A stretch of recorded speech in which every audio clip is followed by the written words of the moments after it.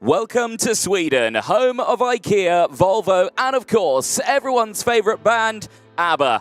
We're in Kristianstad's hidden gem, the Awesome Ring, set amidst Sweden's forested tranquility. This 1.2-kilometre rip-snorter of a track is a veritable playground for karting virtuosos. Those 14 corners provide ample racing, and this weekend, Kristianstad plays host to the fifth and final round of the Champions of the Future. This weekend, we're going to crown two more victors, but let's take a closer dive at the circuit itself. The Awesome Ring in Sweden, year of opening 1967. Since its creation, it has hosted multiple European and World karting champions. And of course, the event record set earlier on this weekend, a 48.879 in non-qualifying practice set by the Belgian Thibaut Ramekers himself after he's trying to chase down that fabled time set by Jimmy Elias in 2024 last year. Only a 10th off that outright lap record. But the track itself, a brilliant playground for drivers to go racing. 1,221 metres. It's 185 metres down the start-finish straight in towards turn number one. It's around 8 to 10 metres wide. It's undulating massively, though. 6-metre elevation change from the top of the circuit here, where we are at the start-finish straight, all the way down to the bottom of the circuit. That'll be around turn number 4, and that brings me very appropriately on to those turns in total. 14 of them, 7 to the right, 7 to the left, 6 hairpins out there as well, and each and every one of those corners provides its own challenges, many of them with overtaking opportunities. We see them out of turn 4, 6, 7.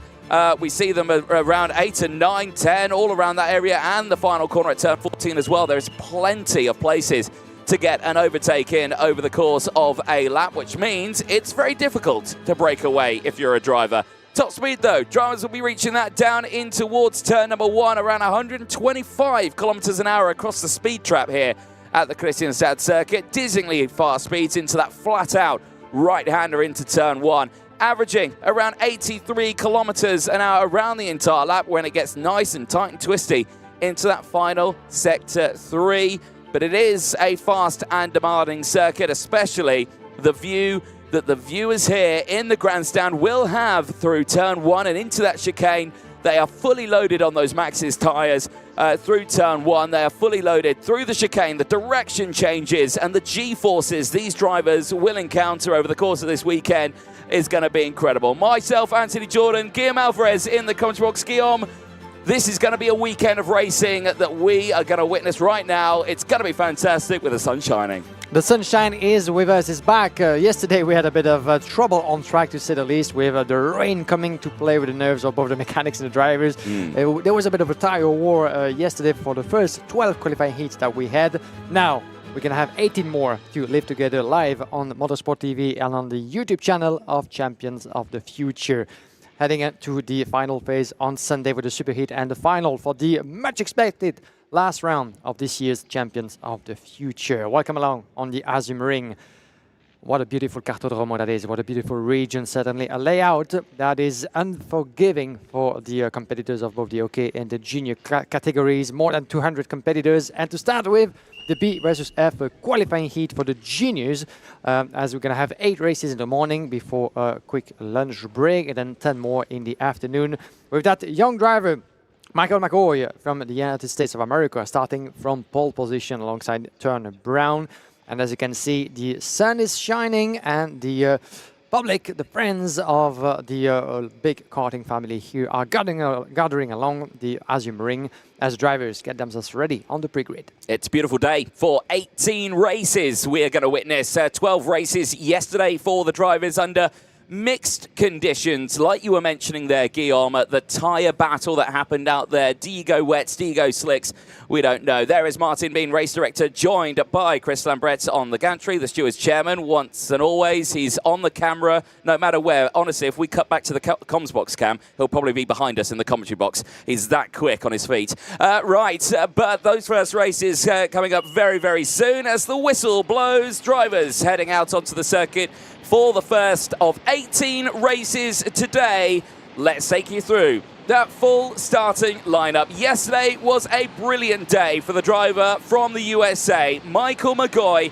2 race wins out of 2. Let's see if he can continue that trend into his first race of the day. Turner Brown will be joining him alongside for an All-American. Row number 1, Carl Nellegård will be going from row 2. The Swede, who jumps into the Championship of the Future for the first time, will be joining Oskari Wally of Finland on that second row of the grid as well. Andrea Mani and Ludovica Mazzola go from row number 3. They'll have Leonardo Gorski, who had a bit of a tough day yesterday with a 5-second time penalty and a DSQ in his first race. He'll have Priam Bruno for company alongside. Manuel Miguez and Sevolodo Sachi-Slavsky go from row 5. They'll have Jos Mulder and Sebastian Eskandari on row number 6. Jax Salomonson and Asher Osteen go from row 7. They will have Drew Waltz and Will Green on row 8, with the first half of the field being Iskender Sofakari and Billy Van Sturven on row number 9. On row number 10, Eric Paulsen and Julian Fresnelli, followed on row number 11 by Egon Pedrotti and Aili Tristan Christen. Row number 12, Santiago Diaz de la Vega and Simba Motoda.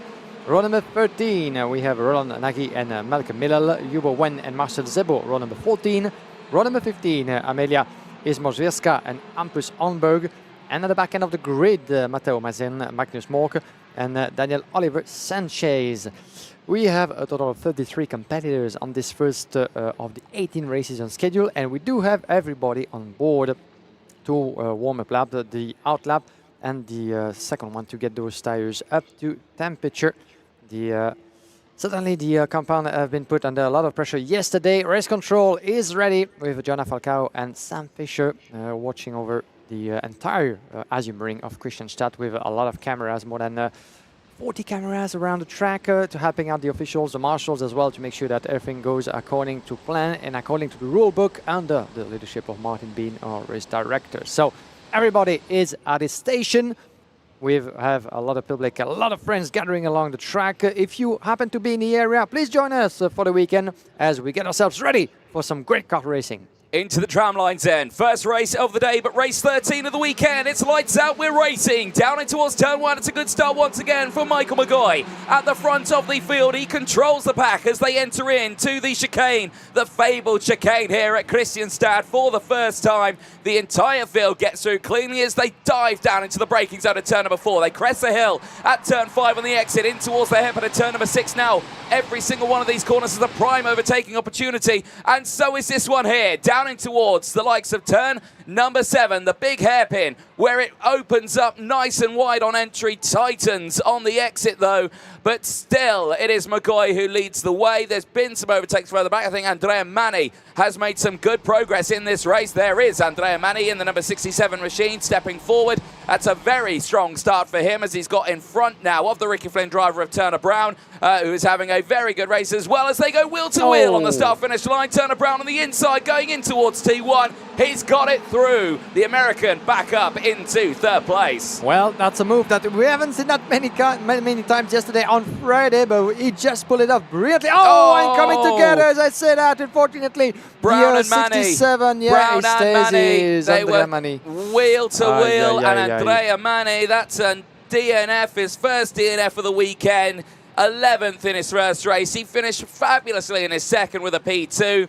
Now out of his third race. This is something we want to watch, though. Michael McGoy has got the young local, Carl Nellegård, in close proximity to that rear bumper into the final corner. Carl Nellegård yesterday had, well, he had a challenging day, a 10th place in his first race, DNF in the second, as there's been some more dramas there. The 141 off the track, that's Simon Matoda is out, and Julian Frasnelli in the Tony kart also out, and that is a big, big shame for those two. Yeah, a couple of drivers out of this race as we are only on lap number 3 out of 10, as you can see. But the battle is raging. McCoy and Nellegård pulling away 1.7 seconds from the rest of the pack, including Manuel Miguez pulling on the fastest lap in this one. But yesterday, throughout races, a lot of drama due to the conditions, but also to the nature of the layout here in Kristianstad. As Mani is under investigation for causing a collision earlier in this one, and unfortunately the battle was raging, but one of them fell, and Andrea Mani, DNF for him, and investigation unfortunately, as he was battling along with the likes of Turner Brown, where is he tumbling down the order, still with us on track, but nowhere to be seen. Is at P10 currently, after what happened in turn number 4. But as I was just saying before the accident occurred, that was a beautiful move on the inside for Turner Brown, one that we haven't seen that many times yesterday. That turn, that right-hander in turn number 1 is very, very fast indeed. As round the inside, that's for the lead. Goes a wild racing driver, Carl Nellegaard on Michael McGoy. P1 for the moment for Nellegaard, one of the young local heroes from Sweden, trying to shine on in front of his peers. And it's about that. P1 for Nellegaard, McGoy just in second. Those two are going to have to keep the focus on, because Ludovico Mazzola is trying to get back. 1.3 seconds now. Just grabbed a couple of tenths there on the last lap as they come back up onto the start-finish straight. A very hilly track of Kristianstad, about 6 meters of difference between the highest and lowest point. And you can already feel and see that on the stream all the way down to turn number 4, going over the crest, a little radion when they actually jump a little bit before the breaking point in turn number 6. Plenty of opportunities, and as for now, McCoy is staying calmly just behind the leader.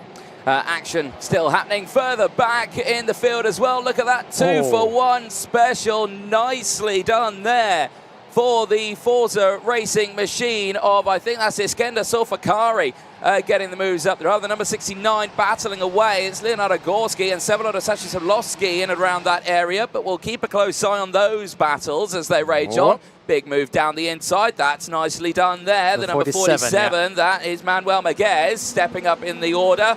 And that is him now up into 4th place. Gorski a little further behind. This one, though, that we're watching, that is Askari Wally on the Paralympic Motorsport machine. The Finn, who has been joining us for the first time this weekend. There is the dramatic moments at the start, which unfortunately saw Simon Matoda and Julian Frasnelli out of the race. And Christian as well under investigation for potentially causing that moment there. So we'll keep a close eye on those proceedings. Right, Nellegaard's gotten to the lead. McGoy's not dropped off the back. And now Ludovico Mazzola is ready to join the scene. We're going to have 3 carts here. Ward Racing, Koski Motorsport, and a Birrell ART Racing machine. All line astern here, vying for the lead. But time is running out on this one, Guillaume. They've crossed the line now to go on to lap number 7 of 10. And something tells me that Michael McGoy's not going to give this one up too easily, especially after his 2 wins yesterday. Yeah, he's the current leader on points if he stays where it is right now, but he would like to make it 3 in a row, that's for sure. As Carl Nellegaard has having other ideas in mind, but as we feared, and there's the attempt, and he just made it stick beautifully on the inside. McGoy, no aggressivity there, no resistance whatsoever from Nellegaard. He was aware of Ludovico Mazzola just behind him on the tail. And at this point in time, still a couple of laps before the checkered flag, it's just pointless to start fighting and we're losing time. Now it's about trying to switch those positions again, but the World Racing driver is going to have to be patient and focused. And as I say that, well, diving through is Mazzola, going up for P2. The Birrell driver on a strong pace now towards the end of that race as we enter lap number 8. And let's see if McGoy will be able to hold on to that first place. Yeah, indeed. Well, at this moment, he's got quite a significant gap now between himself and Mazzola. Mazzola can push him back in. This will be quite nice there. The qualifying heats, McGoy still leading that one with 150 points. Of course, everyone will be stepping up now because they are in this race right now. A little further back in that order as well, the top 10. You can see how a lot of those drivers have jumped down, but they will be out in the races next, and yeah, they'll be stepping back up in the order. It's going to fluctuate throughout the course of the day as that intermediate classifications, but we'll keep a close eye on it as well as you. At home, you can keep a close eye on it. You can head to the Champions of the Future website. You can, of course, click on the live timing link. You can see everything we see in the commentary box here, which includes sector times, all the live data, the track map, and, of course, those all-important intermediate classifications. So make sure if you want to watch that, you can do so. Lap number 9 of 10 right now. McGoy is clear and dry. Mazzola is closing in. Maguez is still there, but he has got Iskender Solfakari just behind as well. We called him earlier on with those 2 for 1 overtakes at the hairpin at turn number 7. He is on a 12th place gain right now. He's having a fabulous race there as the driver from Turkey. Yeah, definitely so. We're going to keep a close watch on his recovery. 12 places up to P5 for Iskender. But in the meantime, 4 tenths still splitting McCoy and Mazzola as we're getting near the conclusion of that first qualifying heat. And McCoy is doing the job to keep everybody just behind. And half of a second maybe should do it as we enter the last lap of this race. 10 laps for the juniors, 13 laps for the seniors. That's the length of the races we're going to have today. As a warning flag and a 5-second penalty, I'm afraid, for Ozdachi Szuzlowski, number 71, currently in P7. That's a shame. That will mean at the end, since the gaps are very close, a lot of positions lost. We've had a pile of those 5-second penalties yesterday for front pairing, and also a little bit of bad maneuvers from some of the drivers that lost some good results, including for a young Italian. We'll get back to that, a win in one of his heats. Part of what the racing game is all about, isn't it? Yeah, it certainly is so. But right now, Michael McGoy from the USA delivering once again. Had a bit of a scare earlier on in the race, but he's dialed it in now. Michael McGoy looking for 3 out of 3. 150 points to his name as he goes in to his last 2 races later on today. Can he get maximum points and put himself in a really strong position for that final later on this weekend? But that's only the first race of the day. There is plenty more to go. Ludovico Mazzola, brilliant race there with a 4-place gain, steps up to 2nd for Carl Nelligerd. Then it is Manuel Miguez from Iskender Sulfakari's 12-place gain to finish in P5. Gorski from Osachi Soblowski, but that 5-second time penalty for the Ukrainian will put him backwards. Askari Wally finishing in 8th place ahead of Will Green and Turner Brown, who round out the top 10. Iskender Sulfakari, though, your biggest mover, 17th to 5th. That's a 12-place gain, a solid drive for the young man. These drivers then will head back to Parc Ferme.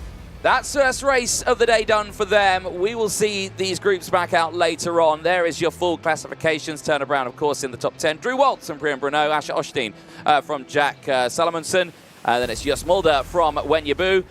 Billy Van Straven and Sebastian Eskandari, who round out the top 18.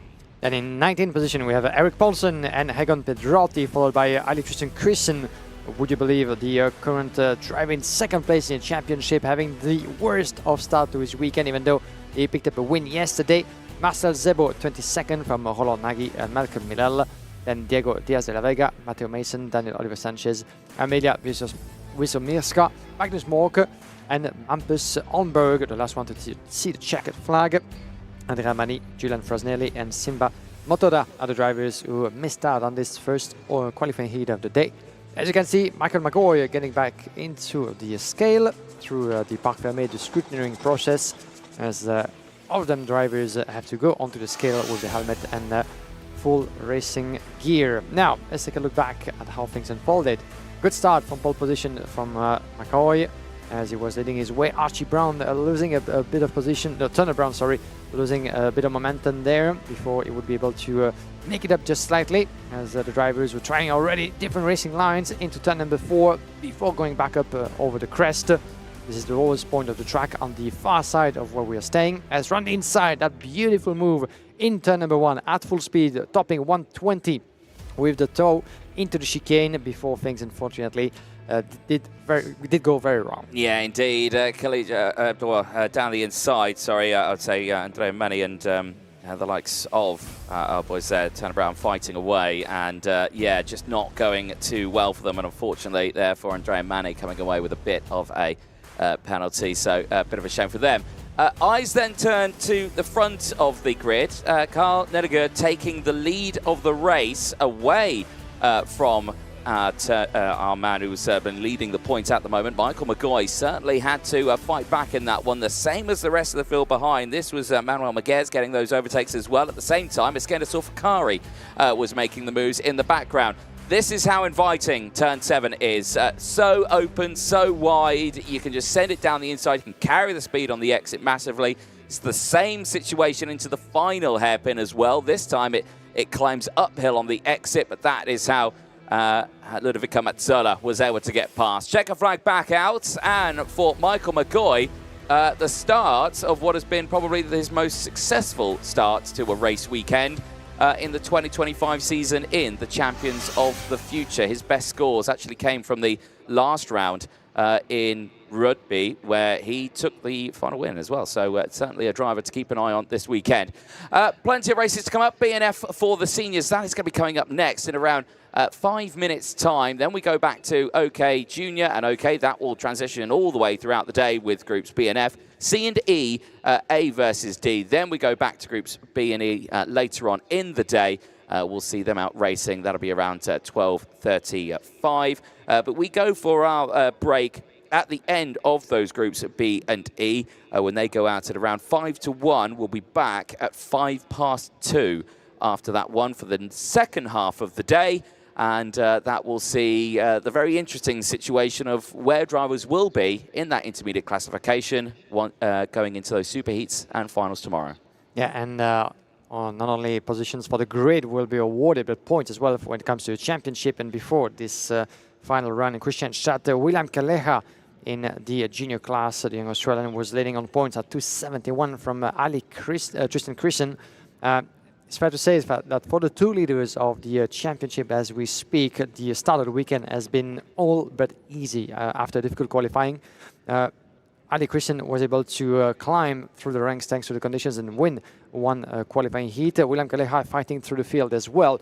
But those two are having to really dig deep, try to work through the field in each of the qualifying heats, unlike the likes of Noah Baglin, Henry Domain, and Dean Organ-Dawn, who are the other contenders in this year's championship fight.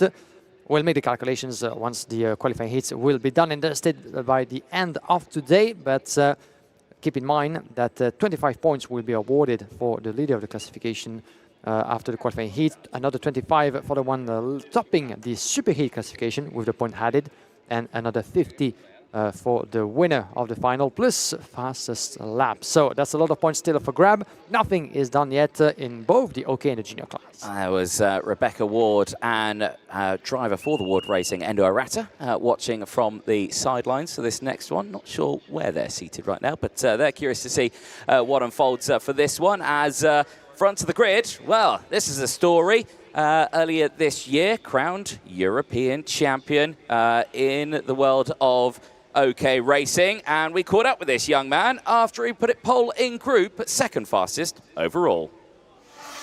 Christian Costoya, fastest in group, very close time there. How was it feeling for you out there? Because it looked pretty quick.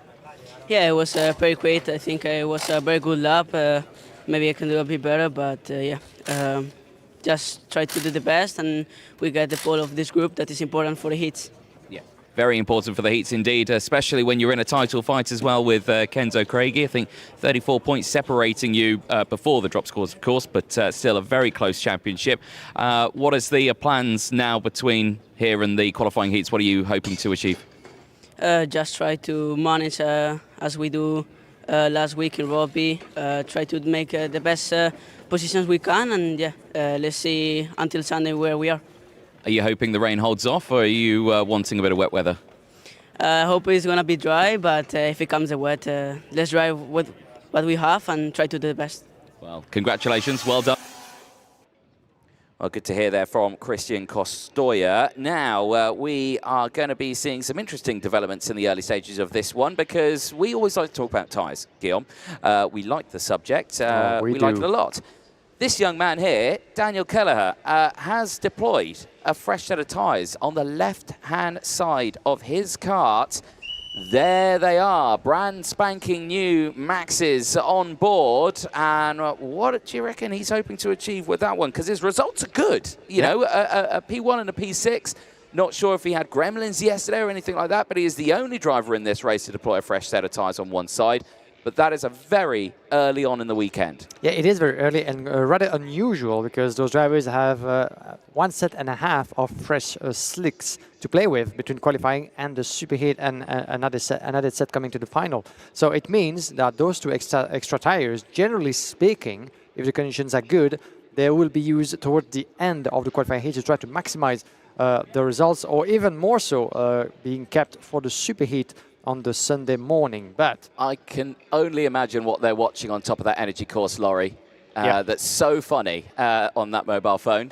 Not too sure. But we're watching by the highlights of the previous race, probably watching the highlights back. That's understandable. Right, moments away from seeing that whistle blow, which is right now as the qualifying heat B versus F for the senior category makes its way out onto the circuit. And let's quickly fire through that full starting lineup. For Kristian Kostoy yesterday, his first race, and the same with everyone in the Group B and A. They got caught out and slick tyres on a greasy track, and that suffered him a bit there. He dropped down to 4th place, but did take a win in his second race. He'll be joined by Daniel Keller, who's also taken a race win this weekend with that fresh set of tyres on the left-hand side. Oliver Kinmark also with a race win in the second. Will be joined by Gino Rocchio on row number 2. They'll have Louis Cochet and Victor Gustafsson, who has so far this weekend had 2 DNFs and has not scored anything over the course of this weekend. Luke Cornder and Fastauanado, they go from row number 4. They'll have Chiara Batig and Sky Parker on row number 5. Matthew Higgins and Zach Drummond make it an all-British row number 6 with Joel Pokela and Zhang Jose on row 7. Sebastiano Pavan and James Anagnosiadis go from row 8. They'll have Joe Turney and Sun Aziz rounding out the first half of the field. And then on row number 10, we have Jedrag de Troja and Fred Zarix, followed by Ashton Sharp and Olin Gali on row number 11. Row number 12, we have Stilianos Kolovos and Marianetto. Row number 13, Oliver Rasmussen and Augustin Sepulveda. Followed on row number 14 by Sebastian Edin and Daniel Pokorny. 15, we'll see Vanessa Silkunaite and Rodion Gurjanov. And at the back end of the grid on row number 16, we have Mathis Ometre and Elias Laman, as well as Christian Moziman and Paul Andriotis on row number 17. Watch out for Paul Andriotis. He was very, very fast and keen on the remontadas yesterday. So let's see if any of those from the back end will be able to work their way through the field. Good to see an upgrade to the mechanic stand here at the Kristianstad circuit. I remember last year they were stuck in that sort of container area miles away from the circuit. Now the brilliant staff here have built that the gangway, the walkway for the mechanics to stand on. It is trackside now, which makes it a lot more easier for them to communicate with their drivers out on circuit, as we are going to get ready to go for this one. Of course, freshly crowned European champion at the front of this grid, joined with 2 other drivers who have taken race wins on this one. A former European world champion in the world of gearbox racing and single speed, Victor Gustafsson. 2 DNFs out of 2 races so far this weekend, unheard of from his caliber. I'm expecting a different man today from Victor Gustafsson. Let's see what he can do. Are we racing? Yes, we are. It's a good start then for the front row as Kostoya breaks away. Seemingly, some drivers getting caught out sleeping there at the start. They were able to switch across, and crucially, one of those was Gino Rocchio in the ASD Monster K Factory Team kart. He was able to sweep to the inside, but he has not managed to break away just yet. Kostoya in the lead. He is followed closely by the Koski of Oliver Kinmark, who, like I say, had a really good day yesterday. In fact, probably the best out of anyone in this grid, with a second and a race win in that first race yesterday. Can he continue that momentum over the course of the day? Sky Parker there just getting hustled a little bit in the middle of the pack, but she's still fighting through there. I can see one of the energy courses at the front of the grid is making great progress. I think that might be Matthew Higgins for the United Kingdom. I think so. He's had a very good start, side by side of the start-finish line, but it is still Kinmark who holds on to second. And once again, another driver going for the move on the inside of turn number 1. This time, like what we've seen for the first race, is going quite well as well in turn number 4.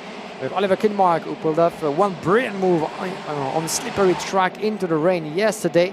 He is one of the local drivers to keep an eye on with the Koski Motorsport team. As on the inside goes Victor Gustafsson on Louis Cochet, who did well as well, the Victory Lane driver, and he keeps fighting back on the former KZ World Champion. What a battle this is already in the opening laps, as Victor Gustafsson dives around the inside on the outside of that hairpin. Beautifully done there from the Swede driver.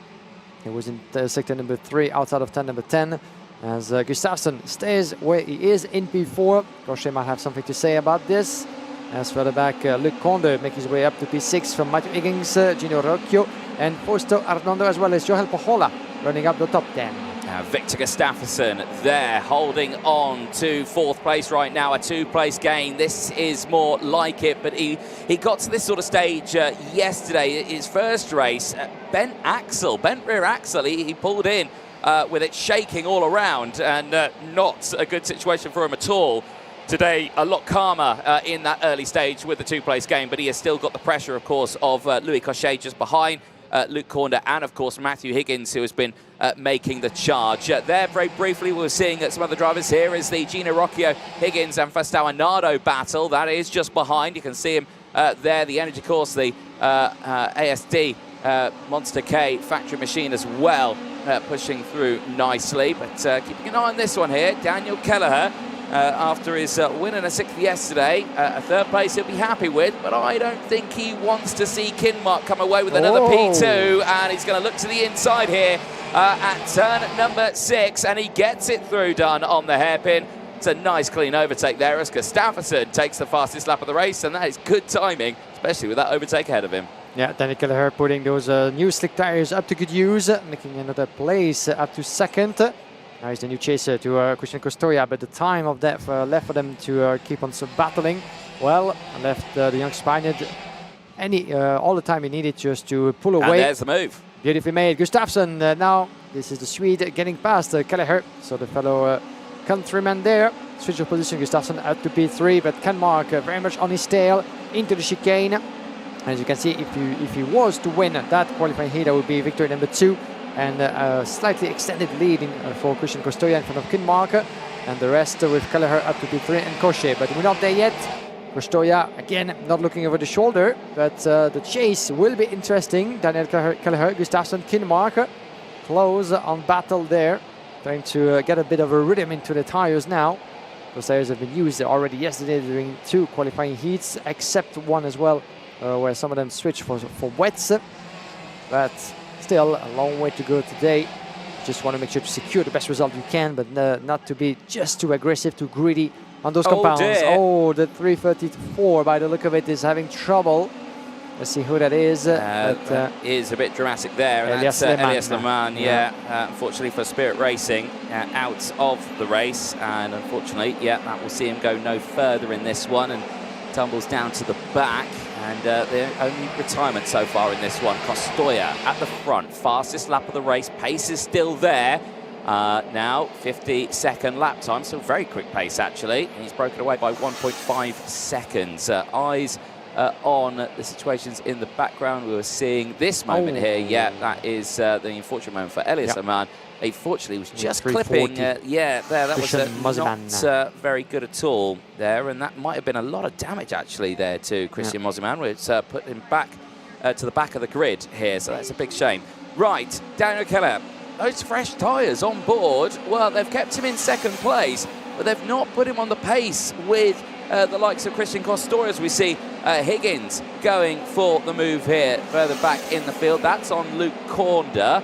And Higgins now up into 6th place. A 5-place gain for him is now Fastawanado sets the fastest lap of the race. So seeming that bit of clear air just in front, settling the driver in that DPK machine down. Joe Turney on the move. This is what we like to see. That's now 10 places gained. He's the latest to get past Luke Cornder.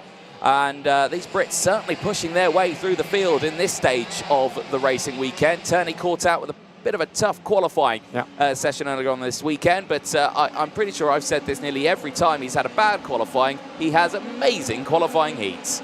And so far so good for Joe Turney indeed, as he was able to make his way past and working his way upwards the classification every time, even though not always easy yesterday. But now he finds himself into P7, 10 places gain. As in the meantime, let's have a look at the gaps. Christian Costoya extending to 1.8 seconds on Daniel Kelleher. Well, the young Spaniard really flying this season. We've seen his progression through the seasons in Champions and in the European World Championship as well, but he's really coming to the fore this season along. And now 1.8 seconds, an impressive pace from Costoya. Kelleher in 2nd. The battle is raging. Gustafsson and Kinmark, the 2 super Swedes, being chased by Louis Cochet. And we have Matthew Higgins, who made his way past 2 laps ago on one of his recurring opponents, Luc Konder, who tumbled down the order behind Jordanin Fausto Arno. Is currently in P9, the German driver, just in front of Gino Rocchio and James Ananios. We haven't seen much of the Australians so far, climbing 5 places up to P11. Not the best of qualifying for a driver that was last year stepping on the podium in the World Championship, but working his way. And again, all those drivers, just like in juniors, have 5 races to go through for qualifying on the superheat grid. As run inside goes one of the power lanes. This is the 299, a little bit further back into the ranking, but if I've seen correctly. Yeah, no, still having a good race. So they were all pushing through nicely in this field. Christian Costoya is just continuously setting fastest lap after fastest lap.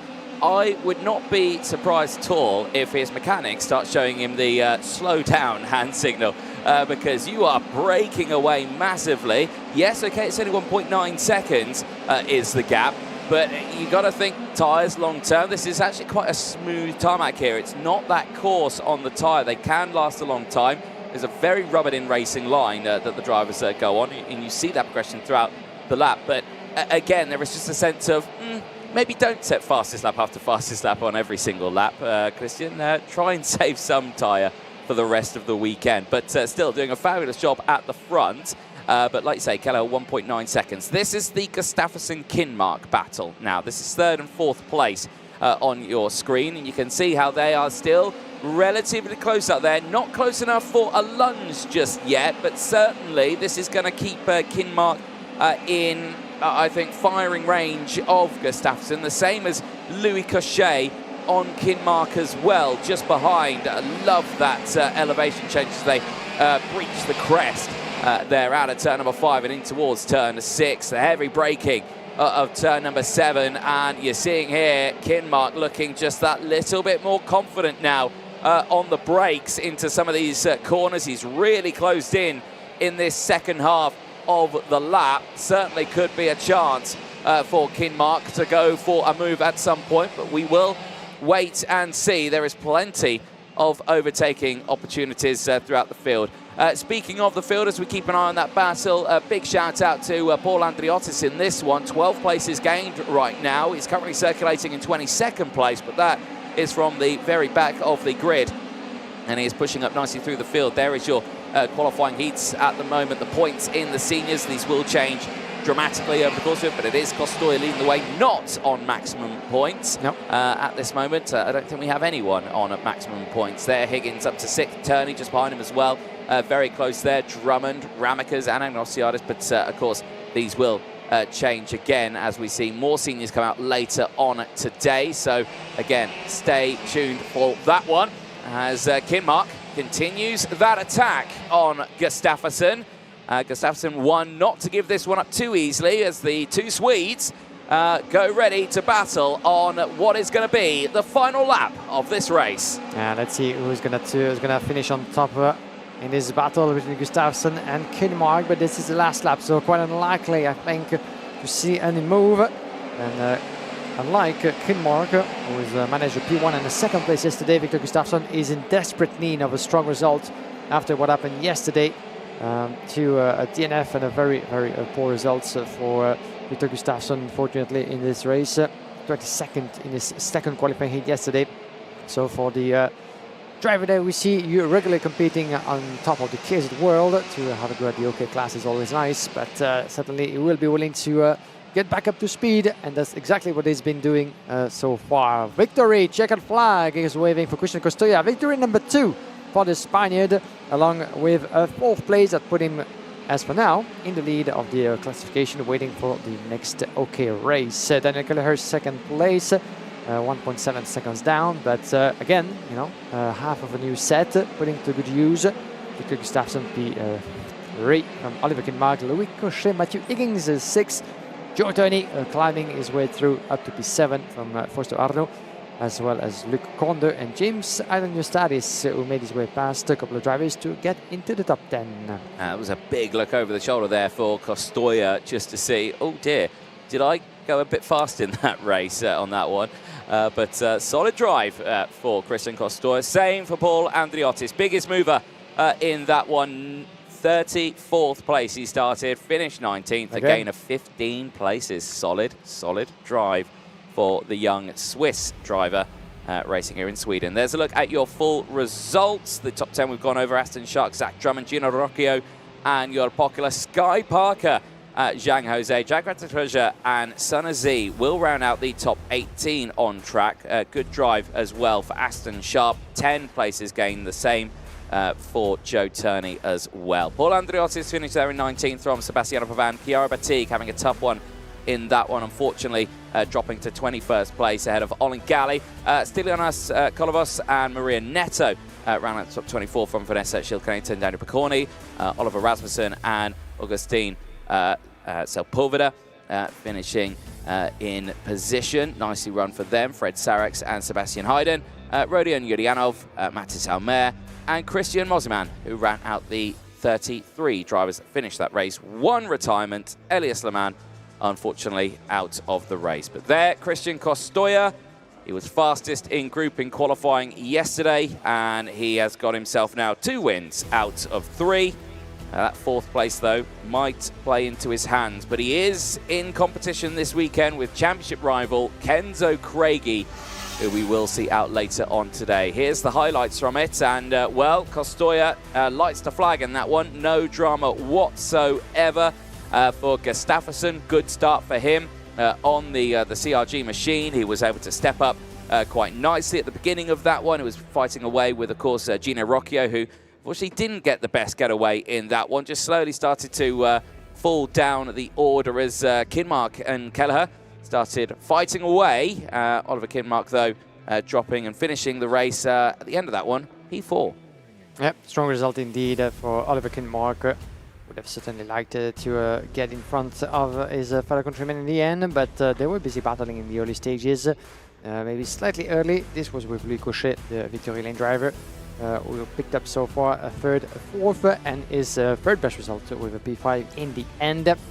Then the recovery of Daniel Kelleher, getting ahead of Oliver Kinmark at some point on lap number 5. Then a little bit of a drama and a contact with leading to the DNF of the Spirit Racing driver Elias Lehmann, getting together with Christian Mosiman, the Brazilian driver, who would finish, unfortunately for him, dead last of this race, but still on track. As Matthew Higgins at the wheel of the Energy Corsa machine would make his way up 5 places up to P6 after a couple of good moves. But in the end, 1.7 seconds at the end of a strong demonstration. Another one from Christian Costoya, the standard bearer of the Parliament Motorsport effort in the direct drive classes this season. And his 2nd win in the bag. He will be certainly the close rival to Thibaut Ramakers, the Belgian driver, has 2 wins to his name already. He will be on track just after this next race, the OK Junior C versus E coming up. Well, after seeing the senior European champion take the win in that one, the junior European champion is out in this one in the form of Dean Hugendorn, who has elected to switch sides of the grid. He has now put himself on the even side of the grid now, is still alongside Noah Baglin, his fellow Prema Racing teammate. They've also got, of course, Manny Nuvolini there as well, so 3 Premas in the sharp end of that field. But very interesting scenario here for Dean Hugendorn, because now he's going to be benefiting Juan Garciase here on that outside. There is Dean Hugendorn, the Williams-backed driver, and of course, this year's FIA European champion in OKJ karting. And he is going to be one to keep a very close eye on, as he went fastest in group in time qualifying. Dean Hugendorn, that was a good lap out there in qualifying to start Champions of the Future, the big finale in Kristianstad. Still missing out on overall pole, but that puts you in a good place for the qualifying heats. Yeah, that's definitely a great feeling to be in. We've seen the chassis on point this weekend, and definitely the speed is there, so we've got high expectations for the heats. Kristianstad, a track that is beloved by many of you guys out there, with a lot of opportunities to go for moves. You're expecting high level of racing this weekend? Yeah, the people behind the screens are definitely going to have a great watch of the TV. Yeah, it's going to be really nice to drive here. Best of luck to you. Thank you. Well, good to hear from Dean Hugendorn. Always calm and collected is Dean. Looking forward to seeing what he can do so far this weekend. The results have been a bit tricky for him. P12 in that first race, third in his second. But like you say, starts on the front row for this one. And like you say, seemingly swapping sides, he's looking for that optimal racing line through turn one because, of course, it is on the outside going into turn one. The racing line is on. If you're on the pole side, you are off the racing line, effectively, into turn one. And, yeah, it makes it just that little bit more challenging for the drivers. But we're getting ready to go racing. Whistle blows, green lights flash, field heads out onto the circuit. Let's take you through the full starting lineup for OK Junior qualifying heat C versus E. It is Dean Hugendorn and Noah Baglin on the front row of the grid. Baglin's had a very good day yesterday with a win and a third on the cards. He is looking to see what he can do from now the inside of row number one. Manny Nuvolini and Juan Garciase, also a driver who's had 2 DNFs at the start of this one for the Mexican, needs to step it up today. They'll be joined by Alessandro Truchot and Devin Waltz, an All-American, row number 3. Matej Duganov goes from row number 4. He'll have Henry Constant-Kumpel alongside Alexander Lazarus and Antonio Pizzonia on row number 5. Xavier Dukoski and Bosco Arias go from row 6. They'll have Denny Babacek and Ludwig Granqvist on row number 7. Maxim Bobajov and Felipe Sanchez will go from row number 8 with Luke Tal and Lucas Bonholm rounding out the first half of the field on row 9. On row 10, Giamato Russo and Nathan Capen, Louis Bazire and Eber Razem, row 11. Row number 12, Peter Mikes and Alex Molotta, Mika Runitz and Patrick Christiansen on row number 13. Row number 14, Raven Nilsson and Amir Sabirov. Only one driver on row number 15 in Gustavo Marquez Silva. Mohamed El Bouzaki is nowhere to be seen, unfortunately. No, he is with us, actually. And at the back end, Ioannis Kolozos and Manuel Martuffi, as well as Benjamin Manak and Adrian Eriksson. So we have a full grid indeed, which is good news as always. 10 laps to go through for the junior category C versus E. And watch out, Dean Hugendorn, as you said, a 12th place and then a third. As let's see what happened actually on the pre-grid as some of the mechanics saying hi to the camera from Tony Card. Always nice. Hello to you as well, sir. Fabulous. There you go. If it tripped, that would have been even funnier. But no. That's very funny there from Tony Card. That would go into the end of the year highlights. That would definitely be a highlight of the season, I think. But here we go then. 3 Premers then, looking at 1, 2 and 3 on this grid. Let's see how they play on the track. Will it be fair or will it be firm? Because, of course, for these drivers, a lot is at stake over the course of this weekend. Let's see what happens as they enter into the tram lines. It is Baglin on the inside, Hugendorn on the outside. Lights are out, we're racing. It's a good start for the front 2 rows. Baglin, though, with the inside line may still benefit here as there's a rotation. One of the Ricky Flynn's goes round. It's the 22 machine. Turner Brown out of the race from the front here, and he is going no further. In fact, no, I don't think that is him because he was in the last race. It is a Ricky Flynn, but it was, no, that's Bosco Arias in the 27. That's where I've got confused. I've mixed up a 2 with a 7.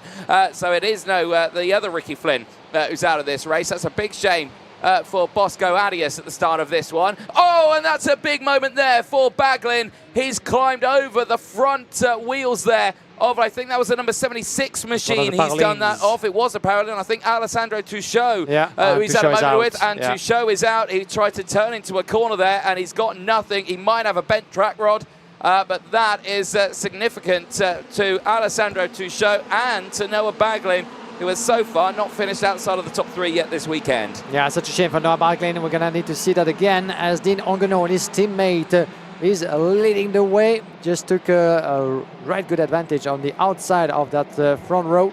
Manny Nuvolini is other teammate from Prema Racing up into 2nd place, and then the battle is raging. The number 12 running inside. Antonio Pizzonia onto turn number 6, making his way through the young Tony Kart driver, son of former F1 driver of the same name, Antonio Pizzonia, watching along, I'm sure, as he's being chased further back. Let's take a look, another one on Noah Baglin's misadventure. Yeah, so Baglin's just come back across to open up the corner, and unfortunately, Truchot is there, and there's nowhere for him to go. Here's another angle of it. Yeah, just as he comes through, he turns around to try and get the optimal line, and unfortunately there is a cart there, and Yeah, completely. I think out of view for him because, you know, ahead of him. But yeah, that's going to be one for these stewards to decide, I'm sure, on what to take with that one. Eyes on this. Battle for third. Duganov up 4 places, fighting away. Wheel-to-wheel action, though, as Baglin's trying to fight his way back. Juan Garciase there as well. And Duganov goes back down into 6th place now. So it is Waltz, Garciase and Baglin now going wheel-to-wheel as Baglin's all the way on the outside, sweeps it through. Goes through as some of the Tony karts off the circuit here. Pizzonia. Yeah, it is indeed. Antonio Pizzonia trying to fight his way back through. Had a tough day yesterday, did Pizzonia. But he is fighting strong today as he continues to battle in and around the top 10. Yeah, Pizzonia suffering 2 DNF yesterday in his first 2 qualifying heats. I'm even surprised that, like Daniel Kelleher we've seen before, he didn't try to put some fresher tires just to help his cause. As on the inside goes Noah Baglin on Dergunov. As Dergunov is going to try to switch those positions again, but again, once we see overtaking in turn number 1, but Baglin is being put under investigation. That's very much logical. The stewards and the officials from the race control are looking at what happened in the incident. As in the meantime, Mani Nuvolini is putting the fastest lap in this race and putting the pressure on Dean Orgendorn. Now, it's always a tricky one as part of the same team. You got to play by the rules, not taking your teammate out. That's for sure. That's the first rule point. number 1. It is. That's the golden rule of motorsport, isn't it? But at the same time, you want to make sure to maximize your own performance. Dean Orgendorn so far has had a 12 and a 3rd. Mani Nuvolini a 2nd and a 19. So those two are good and not so good results. So they're going to be needing to win that one. So that could lead to an interesting battle coming to the later stages of that race. Yeah, certainly is. This is a nice little fight here. Lucas Bonholm leading that one. It's just had Denny Babacek get the move done on him through turn number 1. So Denny Babacek now up into 7th place on a 6th place gain here. Will be looking to close in on the Dergunov battle just further up ahead. Alex Malota now the fastest driver as down the inside. Garciase on Noah Baglin. Baglin gets the run out of the corner though. Doesn't have the line. Tries to get the switch over rapidly there into turns 9 and 10. But no space to get that kart down the inside. And that's put him into close proximity once again to the drivers behind. Dergunov trying to get the run down the inside through the final corner. Not close enough this one. He'll not have the power on the exit either. There's your intermediate classifications at the moment. Still McGoy leading those with his 3 wins. He cannot be caught up. Baglin at the moment, who's there in P5, is still holding on to 2nd in the points, but he needs to gain a few more to try and close that gap up a little bit from the rest. Nuvolini in a really good spot now with obviously the results he's had yesterday, but now in 2nd place. He is there with 106 points to his name, still in a strong spot. Down the inside, Dergunov trying once again. Now he's lost out on time massively because here is Denny Babacek. He's going to try and go for the move, but any move he makes, Pizzonia, Bonholm, Kumpin, Bazare, Lazarus and Tal just behind, they will all try and go for a move as well, I am sure. We'll keep a close eye on it as he's diving to the inside.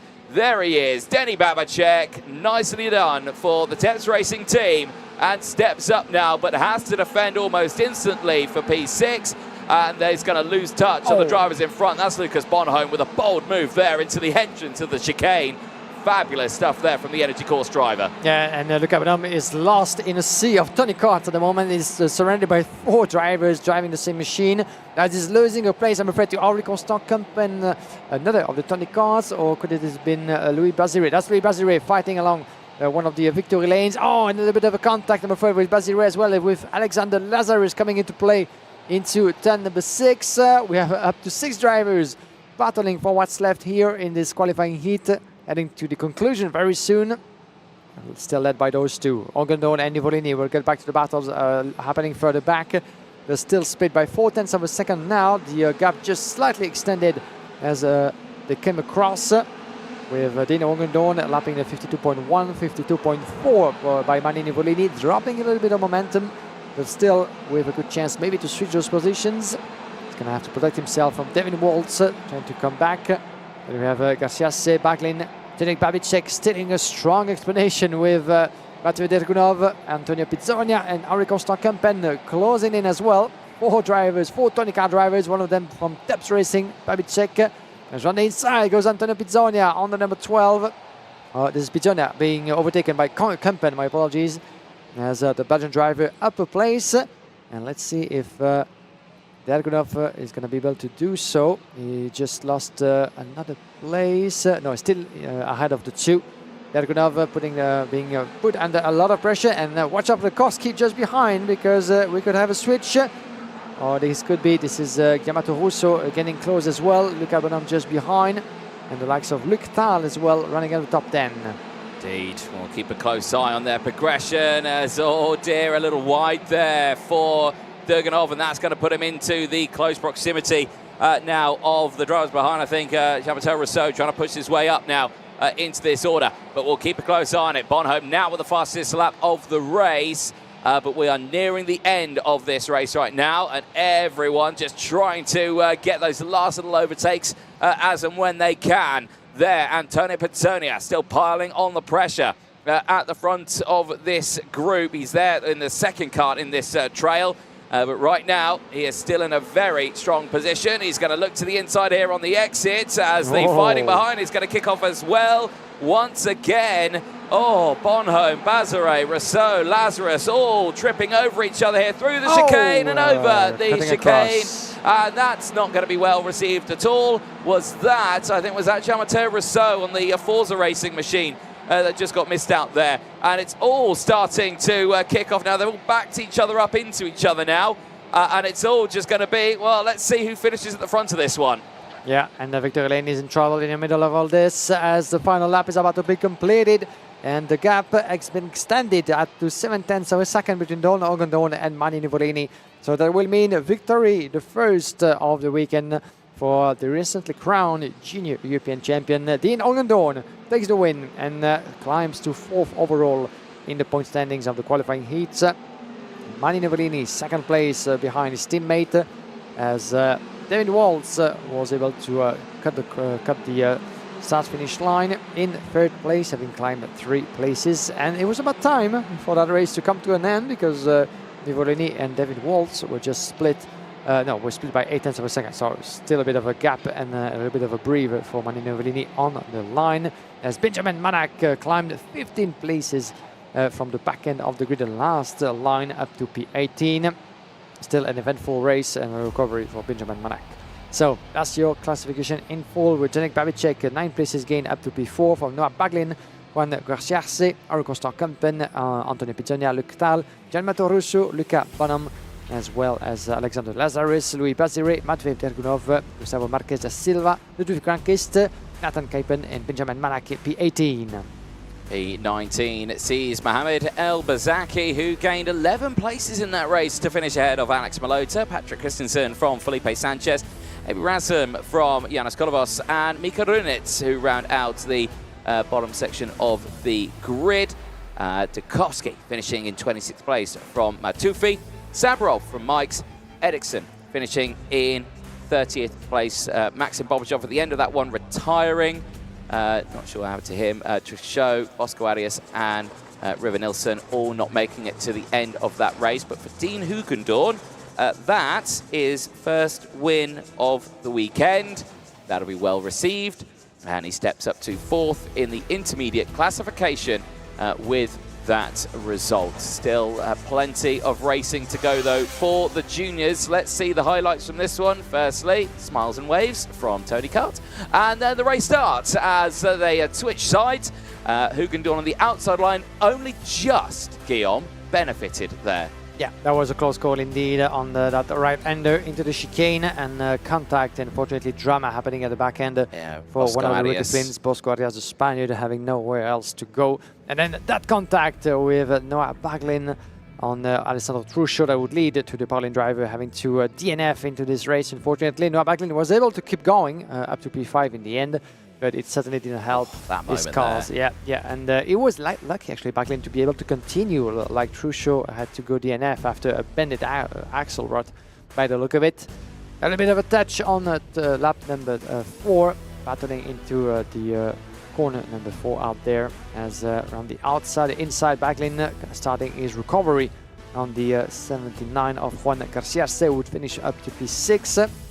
Beautiful move on the inside of turn number 1. Once again, Unlike what we've seen yesterday, the drivers there to go for the move in that very fast right-hander with the top speed around the Asian ring of about 120 with the toe, as some of them fighting their way through as well. Backlane trying to switch to the racing line and carrying the momentum on the outside of that turn number 7. Not quite able to do so on the 79 of Juan Garcia, as that was getting even closer with the 100 of Tony Carr just behind. Matveev Dergunov would finish all the way down to P14 at some point.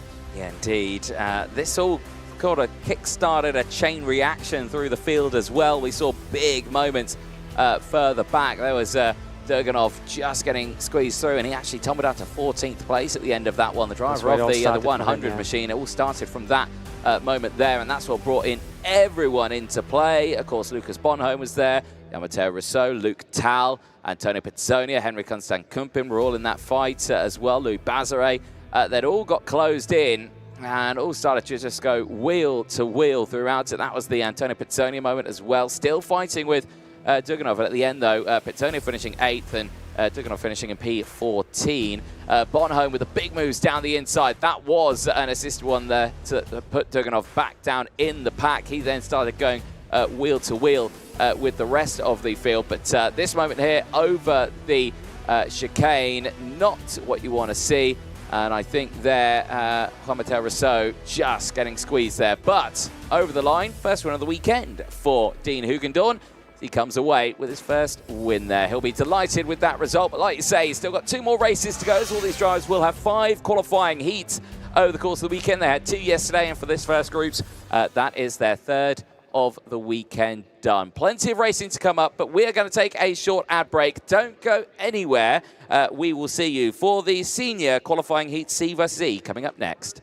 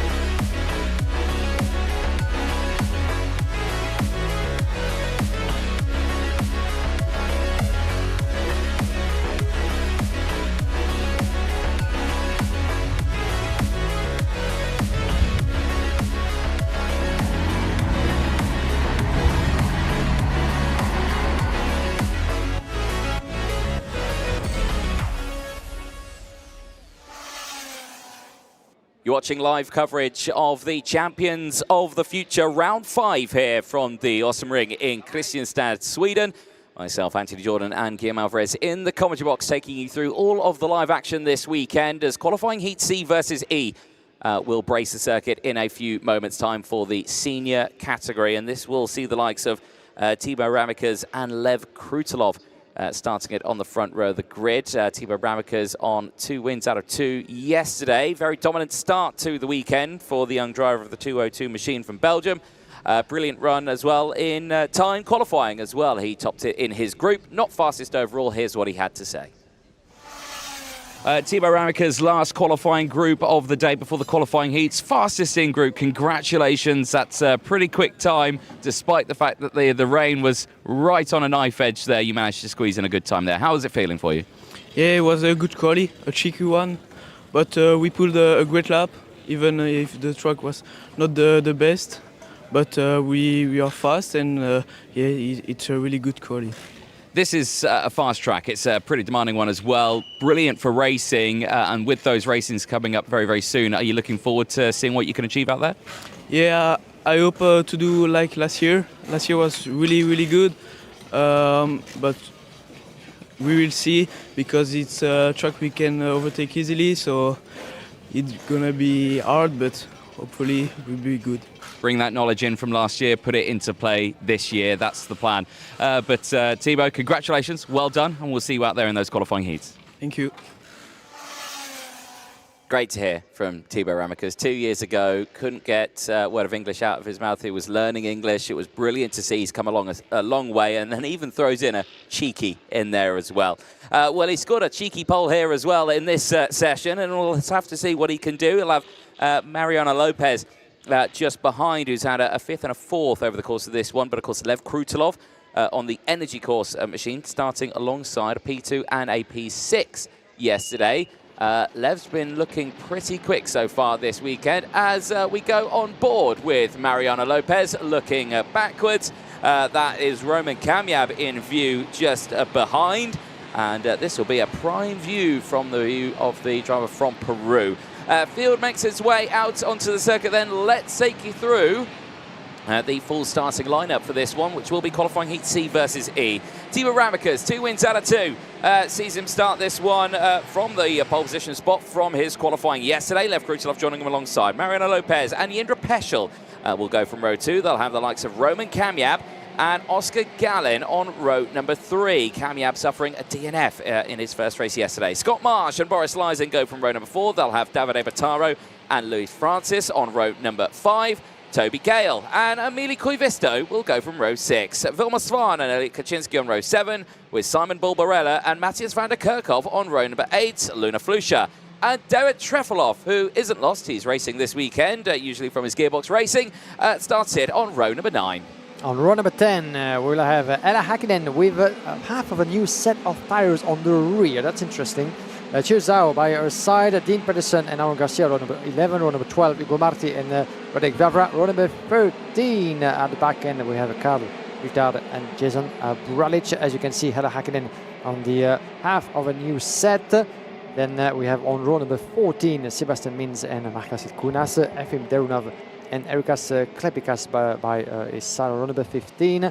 And row number 16, Roberto Renderos, Alexander Dahlström, followed by Nawin Nati Fanan and Austin Gale on the last row number 17. 34 drivers out there onto the track. All of them with used tires, but for Ella Hakkinen on the 19th position, we chose to put 2 new slick tires. It's actually just one. Is it the one? Yeah, it's just the right rear tyre that is on. And usually when you see one deployed, that might mean it could be a replacement. If there has been an issue with the tyre, they can get a replacement. Okay. If that has happened, that might just be that. I don't think that is a full deployment just yet, but we'll have to wait and see. Confirmation there. It is just the right rear tyre. Into the tram lines. Lights are out. We are racing in Senior C and E, and it's a good start for Ramekers once again, controlling the field through turns number 1 and the chicane as they all battle through, quite a few clouting that inside curb on the second half of that apex, but everyone else getting through nicely. Mariano Lopez on board, looking backwards, can't see Roman Kamyab in view. Kamyab there, who is holding on to 3rd place right now, but has got the DPK machine of Scott Marsh all over the rear bumper as the 2 Brits now go wheel to wheel for 3rd and 4th place. They've clearly broken away at the sharp end of the field as well, but I think Marsh has just lost out there to, I think that's a CRG. Is that Davide Bottaro that's had a brilliant start there, or could it be Oscar Gallin? No, it is a CRG. I think that is Davide Bottaro, yeah, who's up into 4th place. That's a very strong start. Yeah, let's have a look at the gap. So 1 lap completed, everybody on board still. As Bottaro, yes, indeed, making his way up to P4. 5 places gaining in the course of that opening lap. Led by Thibaut Ramekers, 4/10 of a second on Lopez, Kamyab, Bottaro, Marsh, Kutolov, Gale, Pezel, Svan, and Boris Lyden, who lost one of his results yesterday after scrutineering, so he's going to need just to push a little bit more. And I said that Ella Hakkinen just made a way past up into P10 now, having climbed 9 positions with that sole new slick tire on.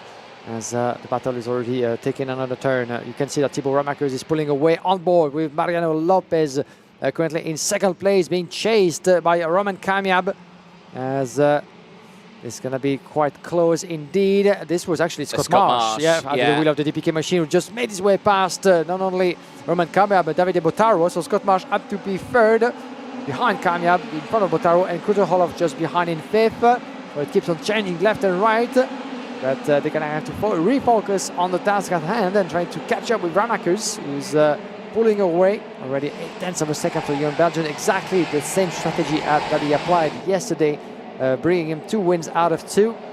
And Ala Hakkinen, in the meantime, pulling on the fastest lap as one of the Tonys makes his way on the inside of Botaro. And this is happening a little bit further back behind.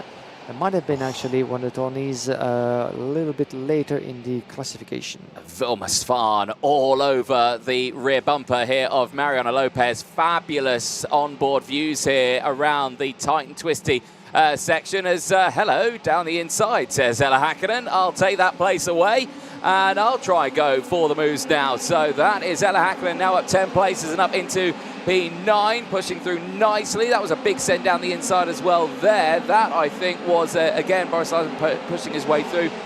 Maybe even the rest behind as well. Hugo Marti looking very strong also. But big gains throughout this one as Simon Barbarella sets the fastest lap of the race. This is that fight further up in the order.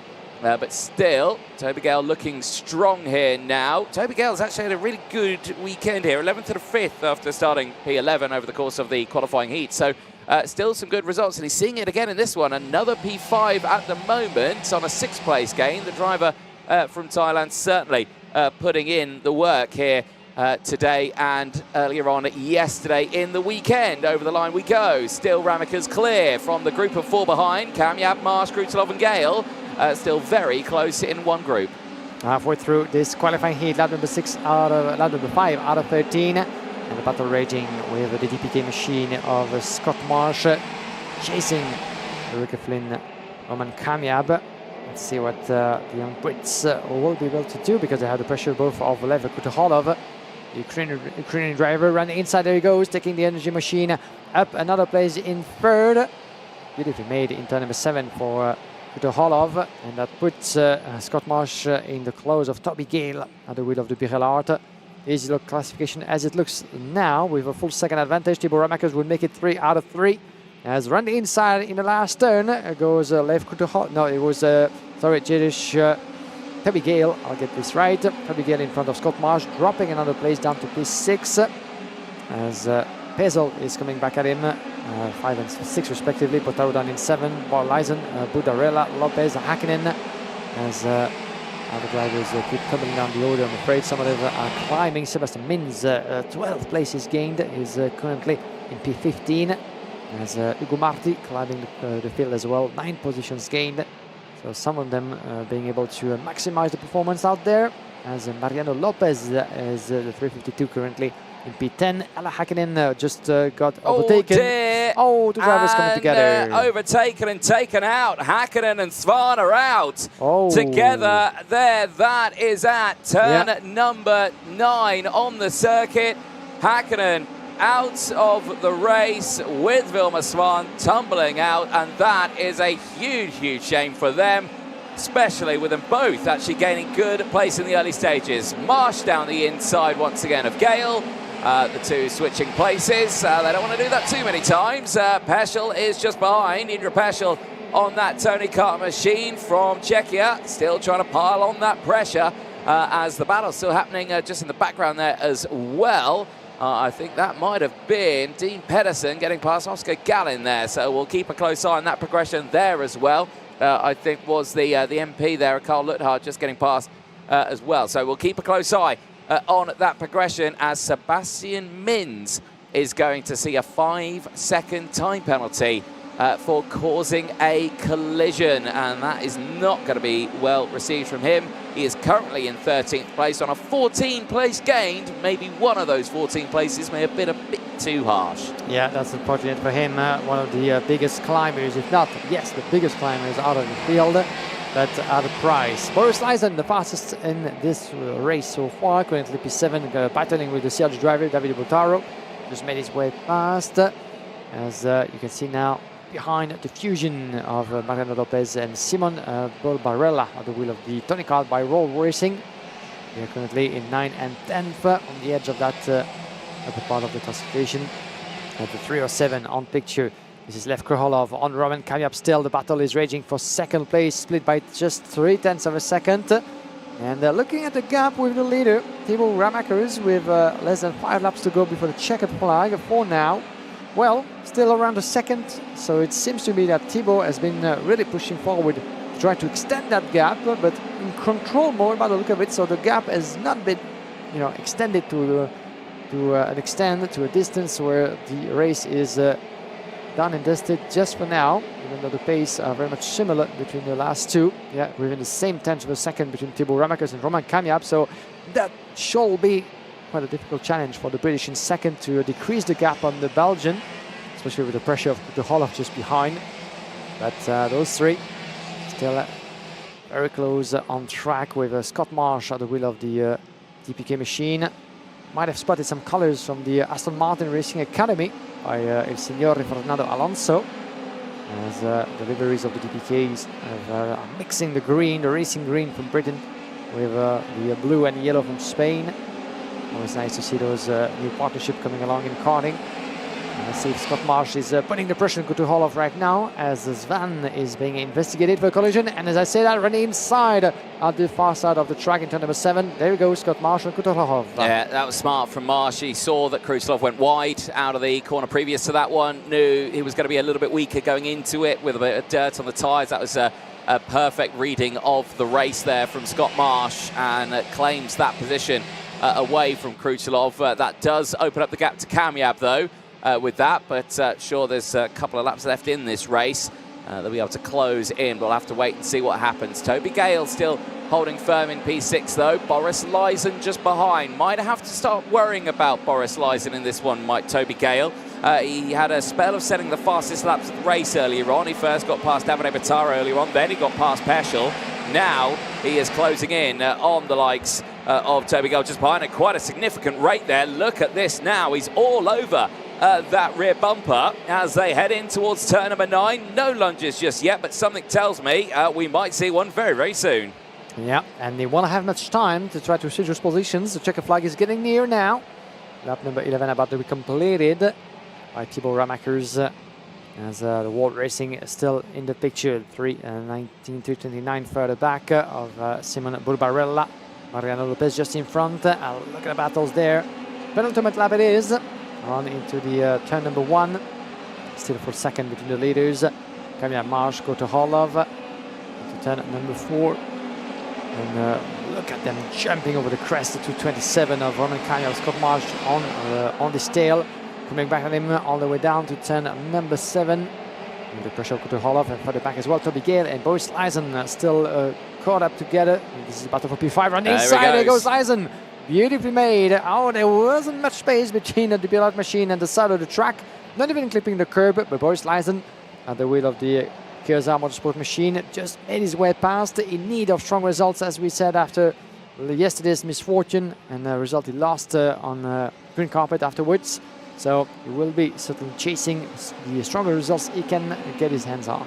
Yes, indeed. It was eyeing that one up for quite some time on Toby Gale as we go on to the final lap of this race.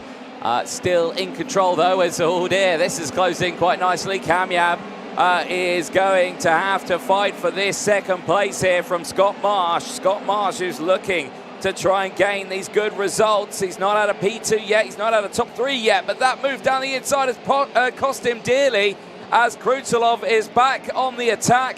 He is going to have to try and defend now more than attack. He has lost touch of Kamiab from that one attempt to trying to get past.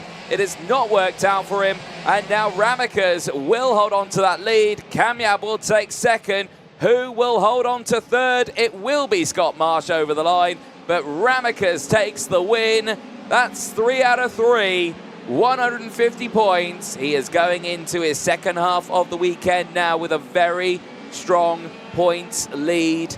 It is Kostoya who is second in the points currently with 138. That is a significant advantage for Thibaut Ramakers. Yeah, the Belgian has been impeccable so far. Biggest mover in this race, Sebastian Minz with a 14 positions gain. but unfortunately picking up a 5-second penalty from the officials as a result of that remontada. Still a good effort for Sebastian Minz. And in the meantime, well, Thibaut Ramaker's untouchable, unshaken, and 3 races and 3 victories for the flying Belgian, who is currently sitting in 3rd place in the classification of the championship. His ranking in full: Ramakers, Roman Kalyan and Scott Marsh, as well as Lev Kutuholov split by just tenths of a second on the line. Boris Lyson picking up 5th place from Toby Gale. Jerzy Spezel, Davide Botaro, Mariano Lopez and Simon Bulbarella, your top 10. 11th place for Luna Fluscia from Ugo Marti, Sebastian Minz, Dean Pedersen, Karl Luthar, Matthias van der Kakop is 16 from Lewis Francis, and 18th place for Emily Covisto. Aaron Garcia, 3-place game, puts him 19th, ahead of Kaczynski. Oscar Gallin, tough race there for Oscar Gallin, dropping to 21st place ahead of David Trefilov. Marcus Shilkunas, Efrem Duranov, both on a 5-place gain. Noah Natipaton and Austin Gale, both on an 8th-place gain.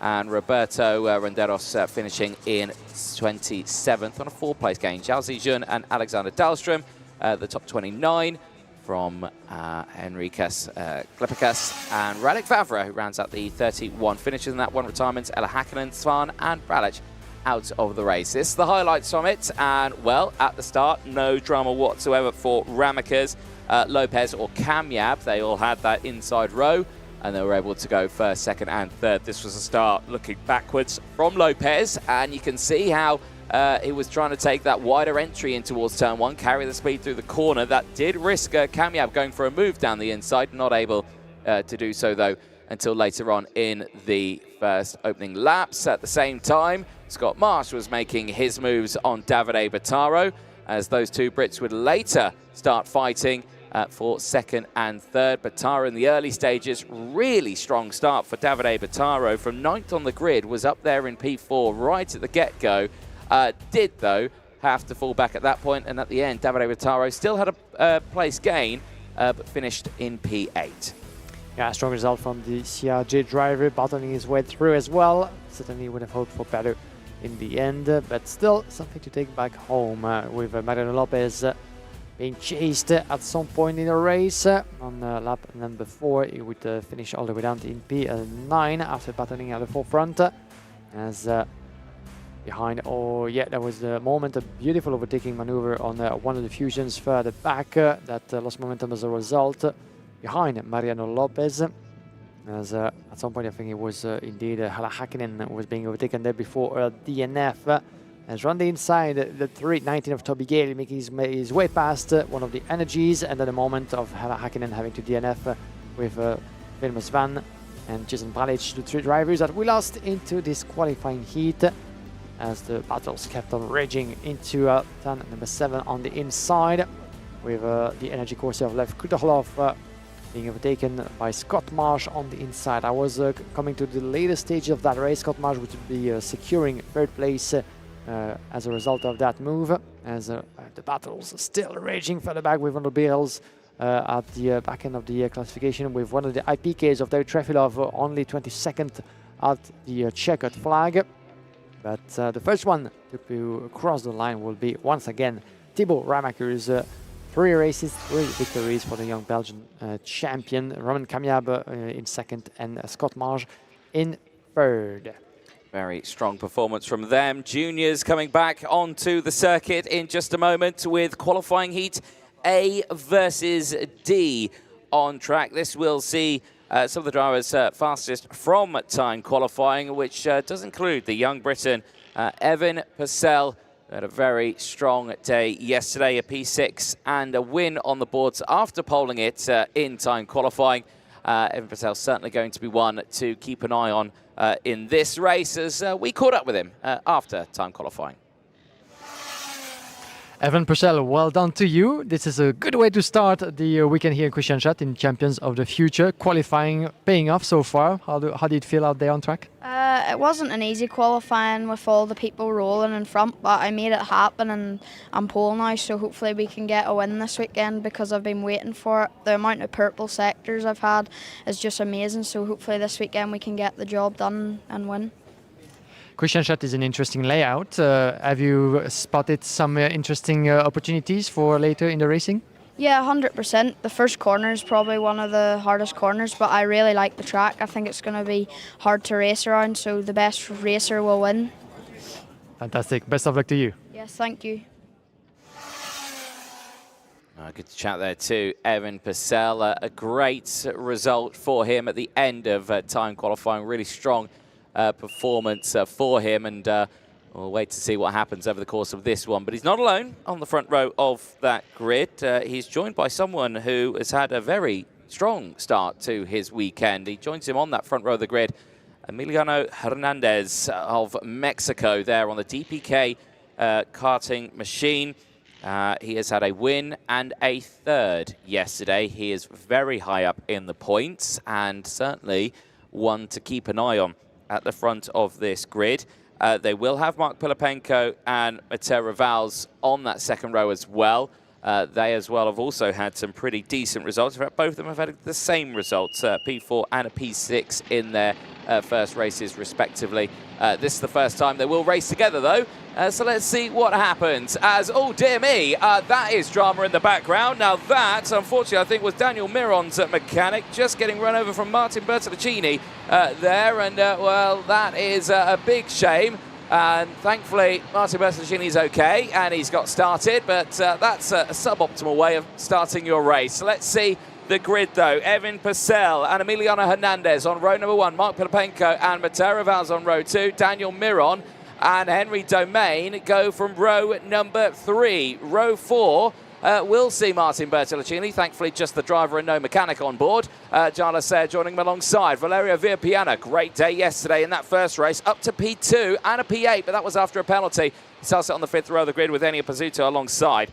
Row 6 is Lucas Sell and Antoine Vinal. They'll have Noah Antonsen and Bruno Blanco on row number 7, Elliot Spanktoff and Remy Sanchez go from row number 8 with William Kalesia and Gilles Herman rounding up row number 9.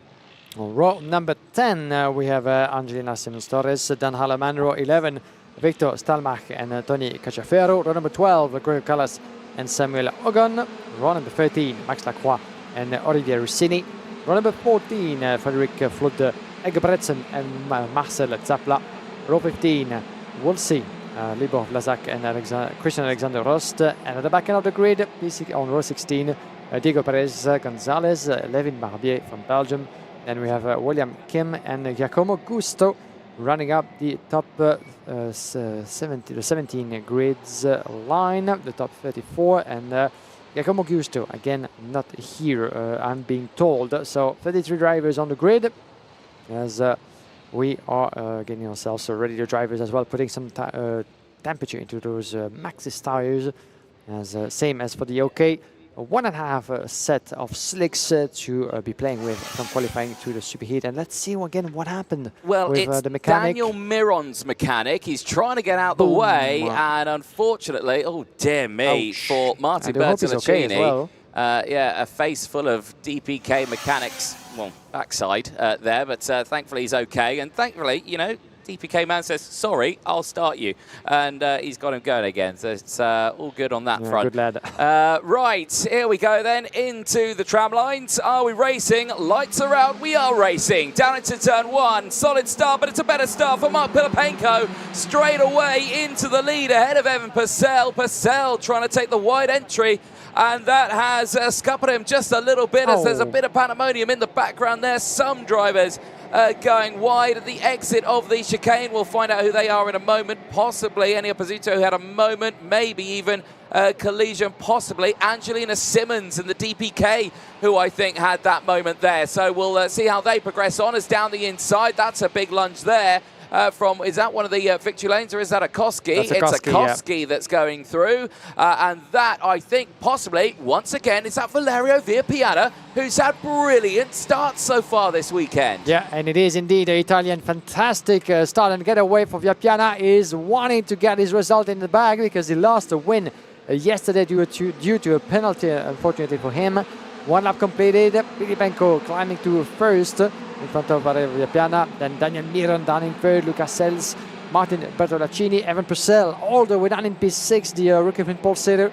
as we have a first train of drivers pulling away from the rest of the field, with Pilipenko and Lucas Sells in 4th place, but not for long. Is diving around the inside of Daniel Miron Lorente, and the young Spaniard has as little that he can do to resist. Is still very early into the race, lap number 2 out of 10.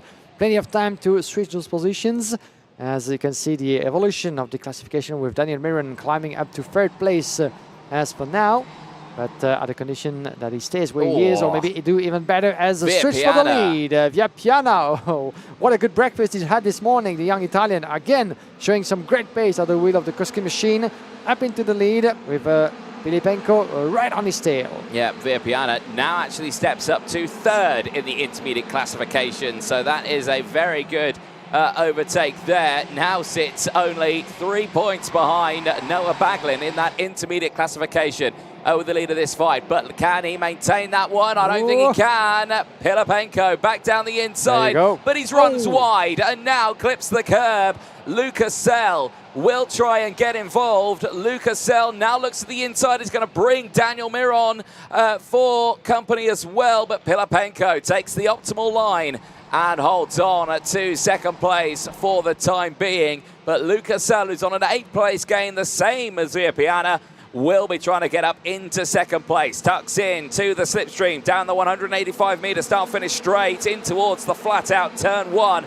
They go through so much G-force through this corner, and it's an understandable amount of pressure they go through, especially with that tight braking zone.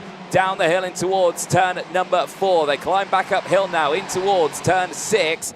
This one again, the prime overtaking. So is this one here as drummer in the background. That is Evan Purcell. Evan Purcell, the Ricky Flynn Motorsport driver, the number 84, is having mechanical problems, and his kart is slowly grinding to a halt. Yeah, quite unfortunate for Evan Purcell. You can see him, the 84. That's disaster for the driver who picked up a win and a 6th place yesterday from pole position, and despair can be felt beneath the helmet for the young driver from Great Britain. DNF at this stage of the weekend is certainly no good news at all, which means that he will have pretty much no margin for error when it comes to the last 2 races this afternoon. As the 87 from Victory Lane, this is Samuel Hugon, who's having some trouble by the look of it and dropping down the order. DNF by the look of it. We didn't get to see what happened there. I need to get back to that, but as Evan Purcell comes back into the pit on the corner of my eye, the DNF for the Victory Lane driver just happened in the last turn of the track. We'll get back to that, but that's another DNF joining Evan Purcell. As in the meantime, the classification evolves with Daniel Miron and Via Piana up into 3rd and 4th respectively. And another driver for the World Racing driver, the 111. I'm afraid this is Marcel Zapla, 21st as for now. But he seems to be running into mechanical trouble, at least dropping all the way down. Will it be a DNF again? We've talked about this, Anthony. Yesterday was very hard on the drivers, but on the material as well. A lot of them actually facing mechanical trouble, and again this morning seems to be again happening for some of them. It is a physical track on driver and machinery. The curbs, again, those graded curbs, when they run over them, it really shakes the kart around, and of course they are fragile machines. A slight bit of contact can cause damage to one of them, so it is vital that they do look after them over the course of a qualifying heat.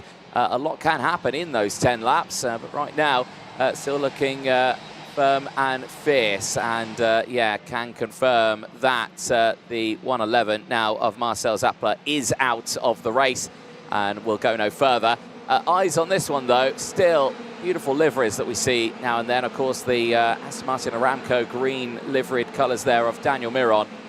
Really showcasing some fabulous skill out there, trying to close in on Mark Pilipenko, but at this moment he is holding firm as Lucas Sell is close behind. Lucas Sell looking just that little bit more feisty to try and get past, and if Sell does that, Daniel Miron drops back in the intermediate classification points. It puts Via Piana back up into 3rd in the points. Yep, and let's see if the Frenchman will be able to make a move at some point on the wheel of his Car Republic machine from victory, as those 4 being maybe joined at some point by Matteo Rivals, another Frenchman from Tony Kart, closing in on P5.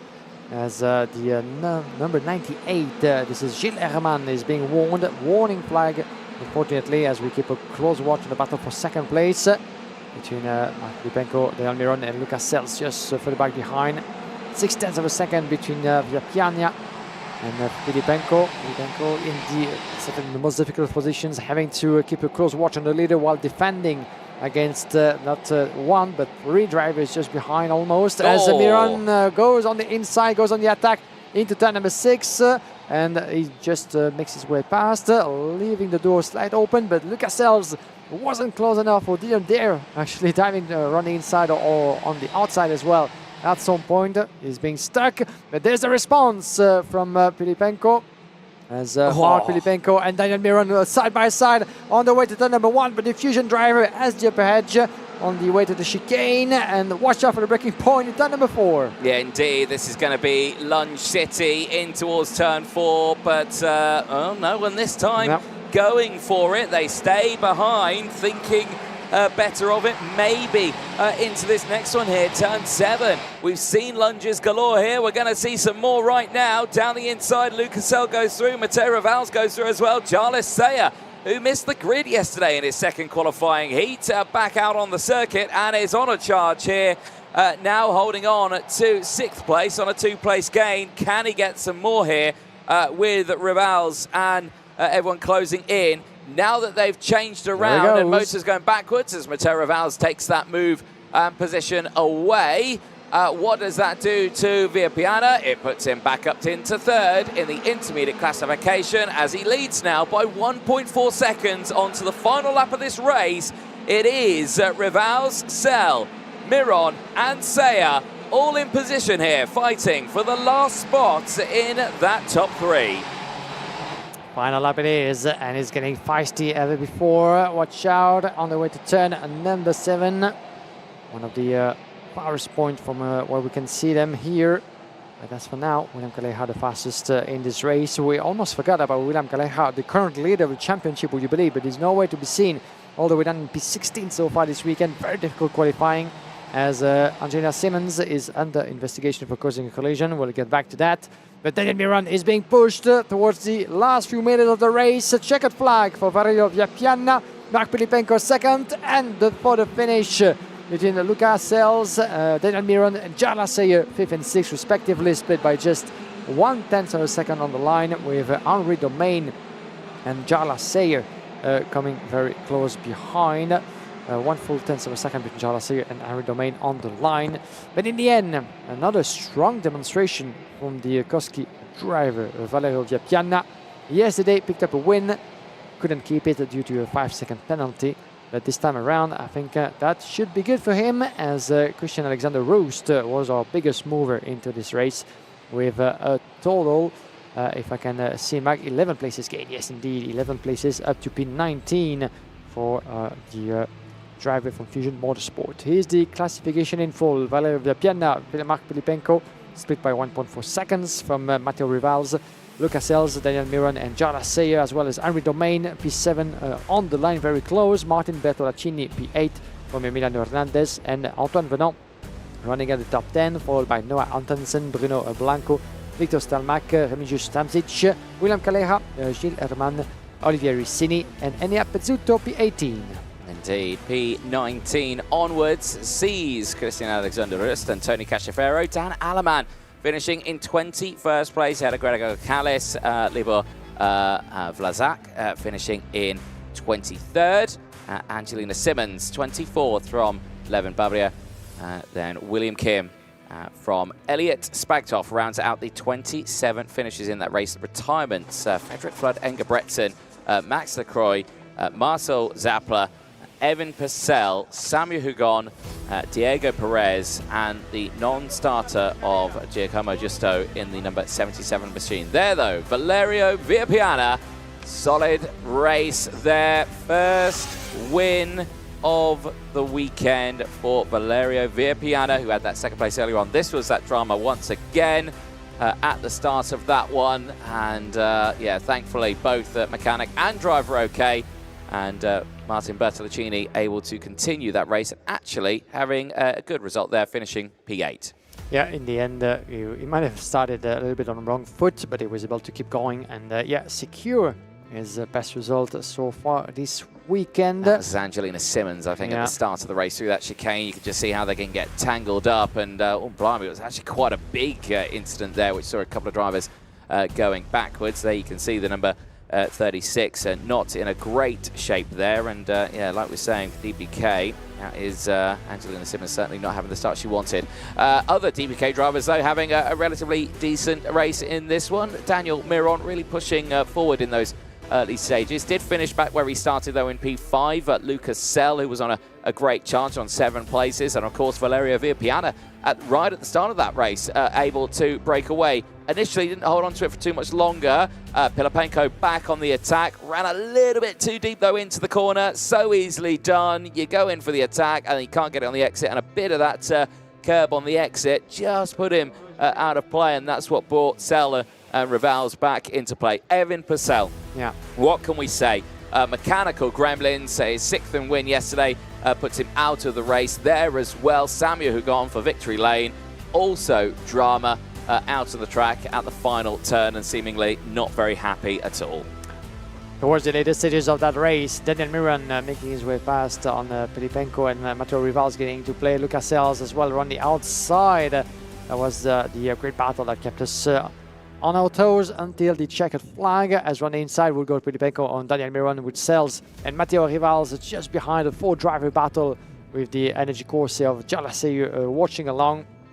But in the end, Pilipenko would have the upper end up to 2nd place. The door was a little bit too open by Daniel Miron, allowing Sels and Rivals through before Matteo would get ahead of the victory lane driver. The battle of the French at the advantage of Matteo in front of Luca. But in the end, checkered flag was welcoming Valerio Villapiana.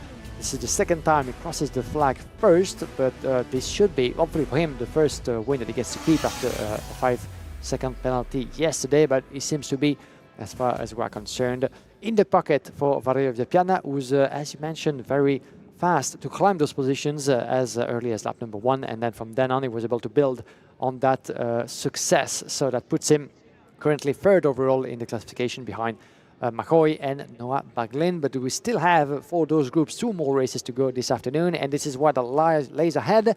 In a little bit more than 3 minutes, we'll be ready for the next race of today's schedule in the morning, A versus D for the senior class this time around. And then after that, we'll have 2 more races before the lunch break, and plenty of more kart racing in the afternoon. Indeed. We will take a short break, though. Don't go anywhere. We will see you in a few moments' time.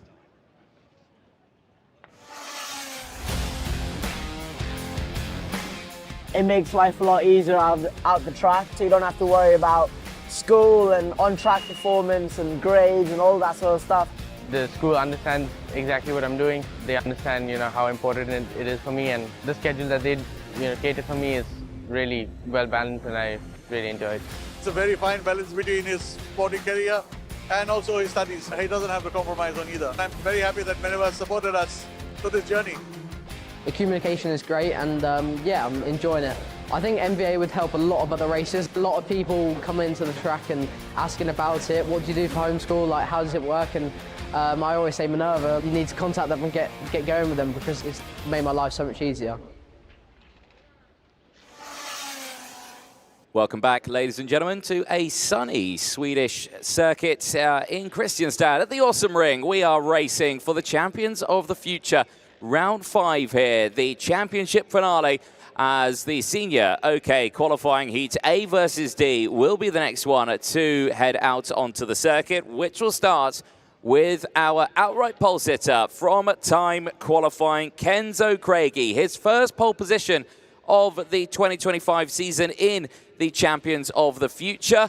And look at that brand new helmet design for this weekend. The first time we have seen it out on the broadcast. A beautiful new, a complete redesign there for Kenzo Craig. I did ask him at the start of the weekend, what was the inspiration? He said, it's colourful.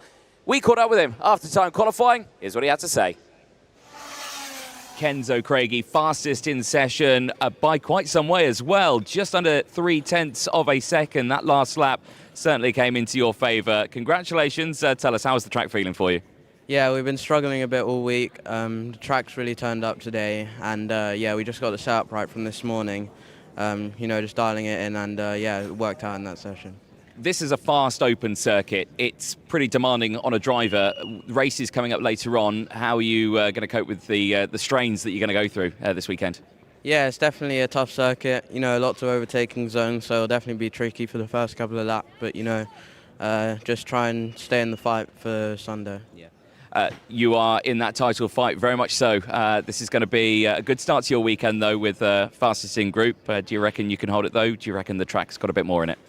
I don't know. The rain looks like it's on its way, so you know, hopefully it does, and then we can be overall. But yeah, I'm just really happy and can't thank the team enough. Excellent. Well, congratulations, and we'll see you out there on track. Well done, Kenzo. Thank you.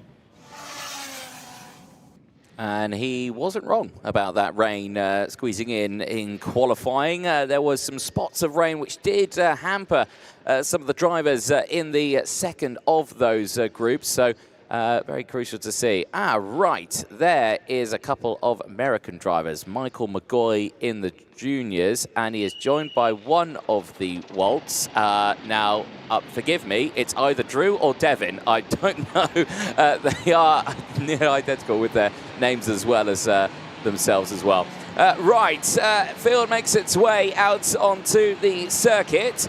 Let's take you through that lineup. It is Kenzo Craigie and Marco Gast on row number 1. They'll have Jesse Phillips and Nicolo Caman on row number 2. Peter Stiller and Jacopo Martinez will round out row number 3. Jacob Mikolev and Endo Arata on row 4.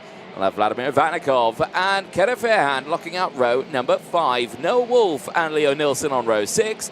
We'll have Jensen Burnett and Sada Matsui on row 7. Jakob Kamenek and Kasper Reipold go from row number 8, and they'll have Jorn Helder and Inia Rostad on row number 9.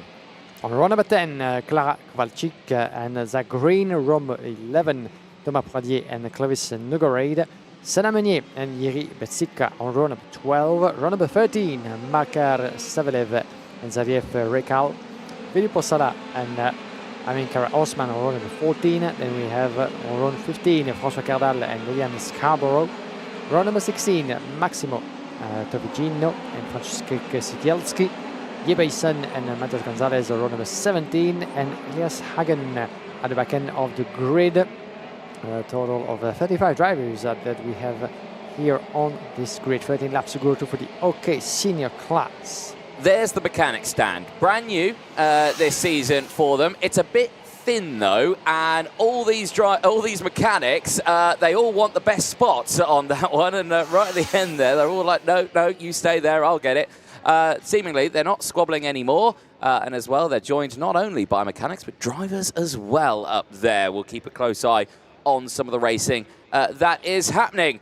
Right, here we go then into the final sector. They have passed the red line. They should already be in 2x2 rolling start formation. They are not, and they are getting into it now, into the final corner. It's very late into it, and they're not formed up at all there. They form up at the front, and I think we're going around. We are indeed, yeah, a bit feisty at the front there. Hadn't slowed the pack down at all. Yeah, and it's down to Kenzo Craigie to do that and show the example to the rest. He needs to pace himself down, getting past the red line, and then we need to have everybody informed in one group before the lights can go out. And this time, well, we're going to need to do that again. You can see, as you mentioned, drivers in blue. This is David Trefilov from the IPK factory team. You got some more in the middle there, some juniors in there as well. They're all watching, and I'm pretty sure that's reserved for mechanics, guys, but I'll forgive you. I don't care. Right, here we go then. Right, this is the moment. When they get to this red line, this is where they should already be nice and slow. They should already be in 2x2 rolling start formation. These are the seniors. They know what they should be doing. And operating 246, friend. New graphic there for Martin Bean, loving it as he's on the top of his radio message. But as he was saying there, yeah, clearly not the start for that one. They will not go racing. They were not formed up at all. And I've got to say, even this time around, it doesn't look that great. But let's see what happens. Are the lights out? They are long wait, but they are now out on the track, and it's a good start for Kenzo Krieg in that inside line. Marco Gast not able to get the drive through turn one, and already some drama through the chicane. Them cutting the corner, but all back on a straight and narrow now, down into the hairpin of turn number 4 and 5. There's drama in the background though, and exhaust has come off, and 3 carts off the circuit. Yeah. And that is drama there in the background. That is Senna Munir, unfortunately, who's got a cart riding its rear bumper. One of the fusions is 239. 239 machine, so that is very dramatic. That's Makar Savalev who's going for a free ride. I mean, the best thing you've got to do here, Senna, is probably stop.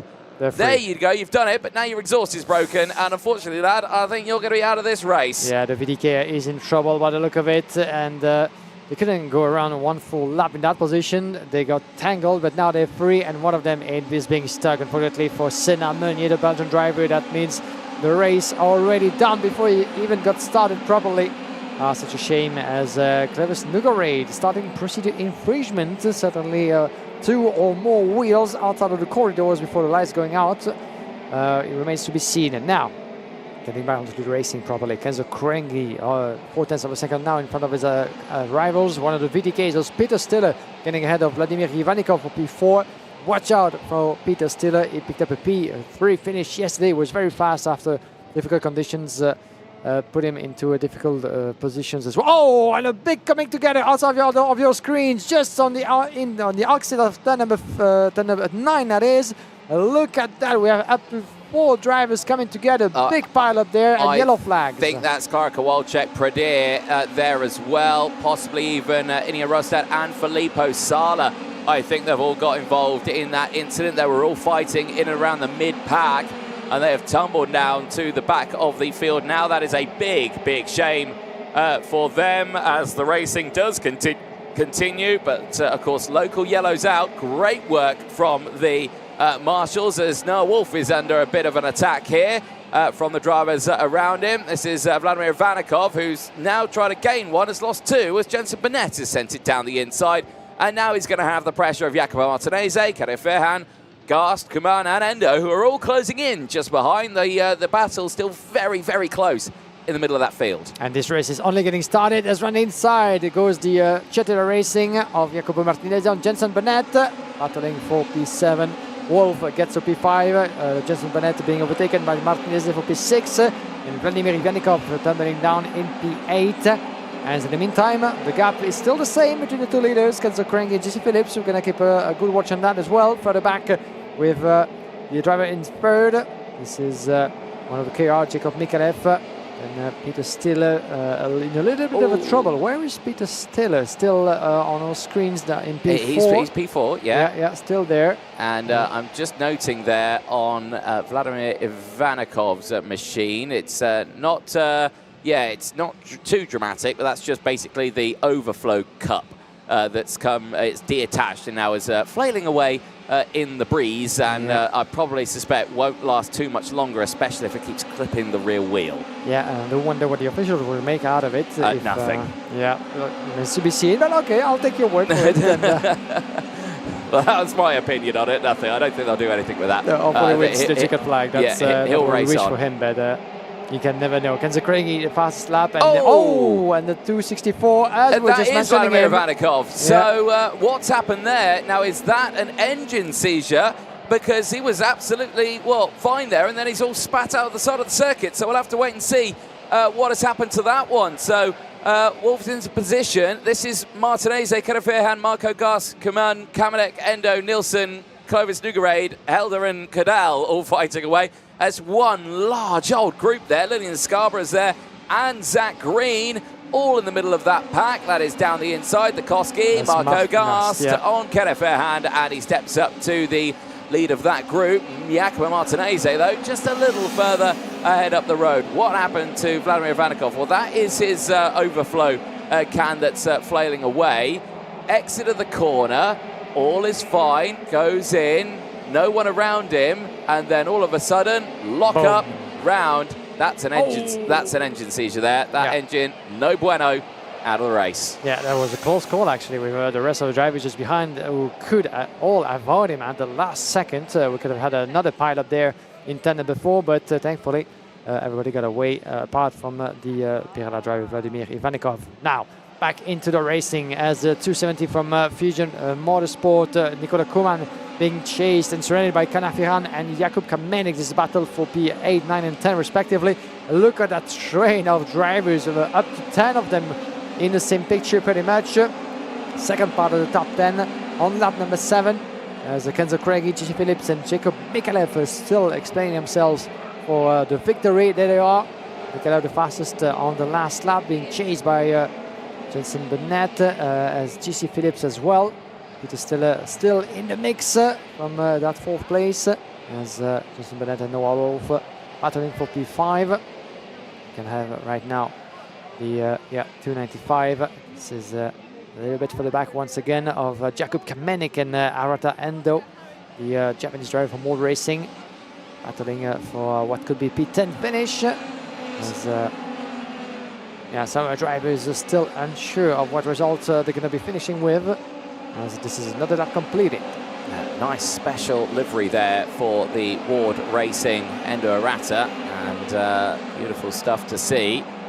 Driver from Japan working well here. This is your race leader, Kenzo Craigie. First time we are seeing him on the stream today, and Kenzo Craigie holding on to the lead of this one quite comfortably. Now, Jesse Phillips has been a thorn in the side of Kenzo Craigie so far this weekend. Now, for Jesse Phillips, this is his first weekend racing as a senior in the OK category. We have seen him race in a senior in other classes before, but he's only just transitioned over, and, well, seemingly like a duck to water, just a little bit more power, and he has found himself at the front of this field. Great running qualifying, and, is only half a second off the pace of Kenzo Craigie here. Of course, former world champion Kenzo Craigie in the OK junior categories is certainly going to be a contender for the championship and the championship of the future as well. He does lead the points here going into this weekend, but that P20 he had at the start of the weekend, where it was everyone on slick tyres, then the rain came down, they did the whole race, and unfortunately he just couldn't get that car dialed in to work in the wet conditions, and unfortunately, tumbled to 20th place. He won the second race he went out in yesterday, and is now in a really strong position here. Peter Stiller, though, in 4th place, certainly also is a driver to keep an eye on. 26th in the first race, again, similar story with the slick tyres on the wet track, but 3rd place as soon as it was dialed in and ready to go, and he's currently 4th now. Jacob Mikalev's holding on to 3rd place right now. All the meanwhile, he's about 1.4 seconds off the back of Kenzo Craigie. Marco Gas and Kero Fairhand still battling away, and as they all push forward in these early moments. Kero Fairhand with a special livery there actually as well. I may have called it as Endo Arata earlier on. I think it is Kero Fairhand with the special livery.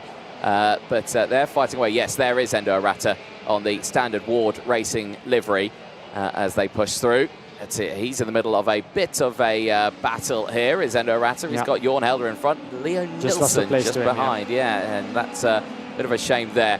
Eyes on the front of that fight, though. Jacopo Martinez is being closed in here. Jakub Kamenik looking very, very strong as we keep an eye on the Gas and Kero Fairhand battle. And time is running out for any of those to try to switch those positions to make something, a late change maybe into the process of that race. Coming up back to turn number 6. No one dares to move just yet on the inside. Watch out for the battle between Marco Gast and Kara Finrand. Finrand is looking left and right and goes left. The 305 beautifully made by Kara Finrand on Marco Gast for P9. Nothing to say about this sort of move. Textbook on the inside. No aggressivity as the Koski driver will certainly try in the later stages of that race to give it the money back. Let's see what's going to happen as under pressure. Jacopo Martinez at the wheel of the Chitila Car Republic. Jakub Kamenik just behind, 7 and 8. And for the back 8, 9 and 10. Strong battles at the second part of that top 10.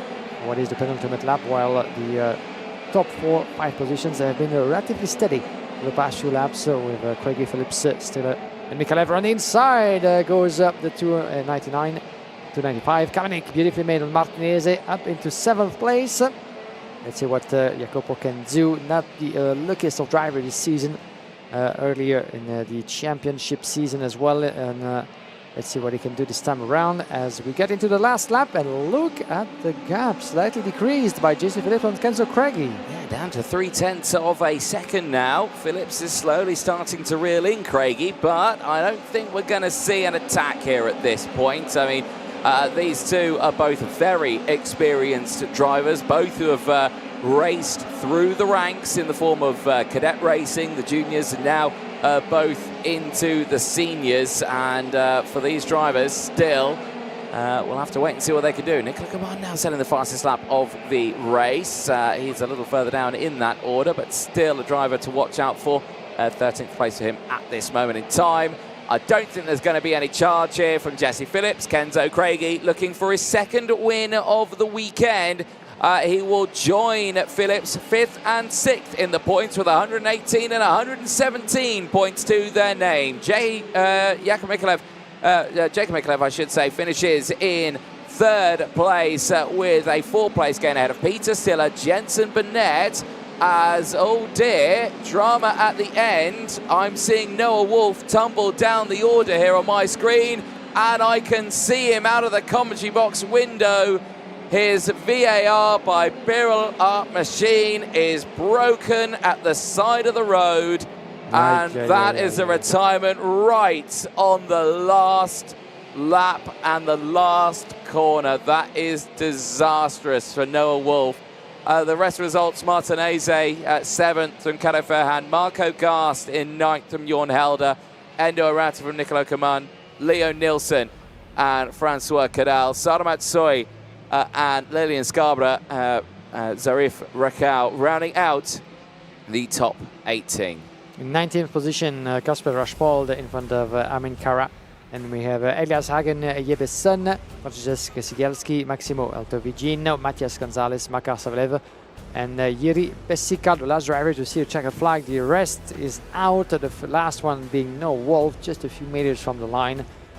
Joining Zach Green, Vladimir Ivanikov, Klara Kowalczyk, Thomas Pradier, Ina Rostad, Philippe Ossala, and Senna Meunier that we all lost in the course of that qualifying heat of the junior category. 2 last races remaining on the schedule this morning, one for the seniors, one for the juniors, as the BE will be next for the junior class. When it comes to the senior category, well, Thibaut Ramaker is still very much your leader, but Kenzo Craigie, thanks to this win, is 2nd this weekend after yesterday, is climbing to 6th place overall behind GC Phillips for 1 point. Now, on the left side, it was a good start and getaway from Paul Craigie with GC Phillips right on his tail from 3rd. The inside line on the grid once again proving very fruitful as some of them cutting across the grass, and at some point, well, things went very, very wrong between Senna Meunier and the 239 of Fusion, and Makar Savalev would finish 26 at the back end of the grid. But at some point, well, racing in those positions certainly not the most practical of tactic. But at some point, you want to keep going, you're stuck, and you do what you can. You can see Senna Meunier trying to push the car away. That was well done. Yeah, there, he managed actually to do that, but at the cost of his own race, unfortunately. And at some point, the first big pile-up at the back end of the grid, costing their race as well to Ina Rostad, Philippe Ossala, and I think that Thomas Pradier was involved as well there. So a little bit of drama to get us started into this qualifying heat, but things would take a very heated turn as well between the likes of Jacopo Martinez, as well as some of the Birrells out there, and Marco Gas, Makar Ferran, and the rest all battling in the 2nd part of the top 10. This was the Vladimir Ivanikov Engine C's, and that was a big drama for him there, and lucky not to get collected by anyone else. Martinez having quite the fight on his hand. Kind of Fairhand trying to get his nose down the inside, left, right and centre. As soon as he gains one, he loses another one. Jakub Kamenek was able to push through that order as well. Kamenek would go on to battle away with Jensen Burnett and Jacopo Martinez. And we saw that fight later on in the race, but everyone just pushing for position in those early stages of the race, including Francois Cadal as well, and the DPK racing machine, who would try and push his way through it again. A 14th place gain from nearer the back of the grid. Superb drive from Francois Cadal. That was the moment for Kamenek to get past Martinez, as over the line, Kenzo Craigie taking another qualifying heat win. He is looking to see if he can secure that title in the senior category in 2025. Well, seniors done for now. We'll be in for the last qualifying heats before the midway point of the day, before we go into the lunch break. Okay, junior qualifying heat B versus E heading out onto the circuit, and Michael McGoy, we caught up with him after he went second fastest overall, and he's utilised that with now 3 wins out of 3. Michael McGoy, what a way to start your weekend. P1 of your group in what has been a difficult qualifying on changing track conditions. Yeah, on the grid it started raining, and I thought it was going to rain more and more because I saw a cloud above. But it happened just to stay that little drizzle, and it eventually dried up in the last lap. Unlike what we've seen so far, the others were waiting a lot, half of the session allowed, but you guys decided, okay, let's go straight away because you saw that the few drops coming. Yeah, everyone went right when the green, went right when the rains dropped, and we were going to go, and we went kind of halfway out of the grid and we came back in. So we kind of waited for the KRs, and we went exactly with them, and I think it was a good choice. So I guess the confidence level must be skyrocketing at the moment, putting you in a good place for qualifying heats. Yeah, I mean, this track is really good to start first. Sometimes second can swoop around the outside to the chicane, but I think first is the best spot. Best of luck to you. Thank you. Well, you heard it there from Michael McGoy saying that second can sometimes sweep it around the outside and into the chicane, which is why he has adopted to swap sides of that front row. And he is going from the even side of the grid, meaning he'll have the optimal racing line into turn 1. This will now benefit Juan Garciase. It will put Baglin now in front of Carl Nellegud, who's had some good racing earlier on as well. I'll keep an eye on Carl Nellegud because he has shown some great pace in the junior category so far this weekend in his first outing with the champions of the future. But as everyone is priming themselves ready to go for this one. Now, this race due to start at 12:35, and on my screen, that is around about a minute ago. So we're on time at the moment. You can't really say a minute behind is too far.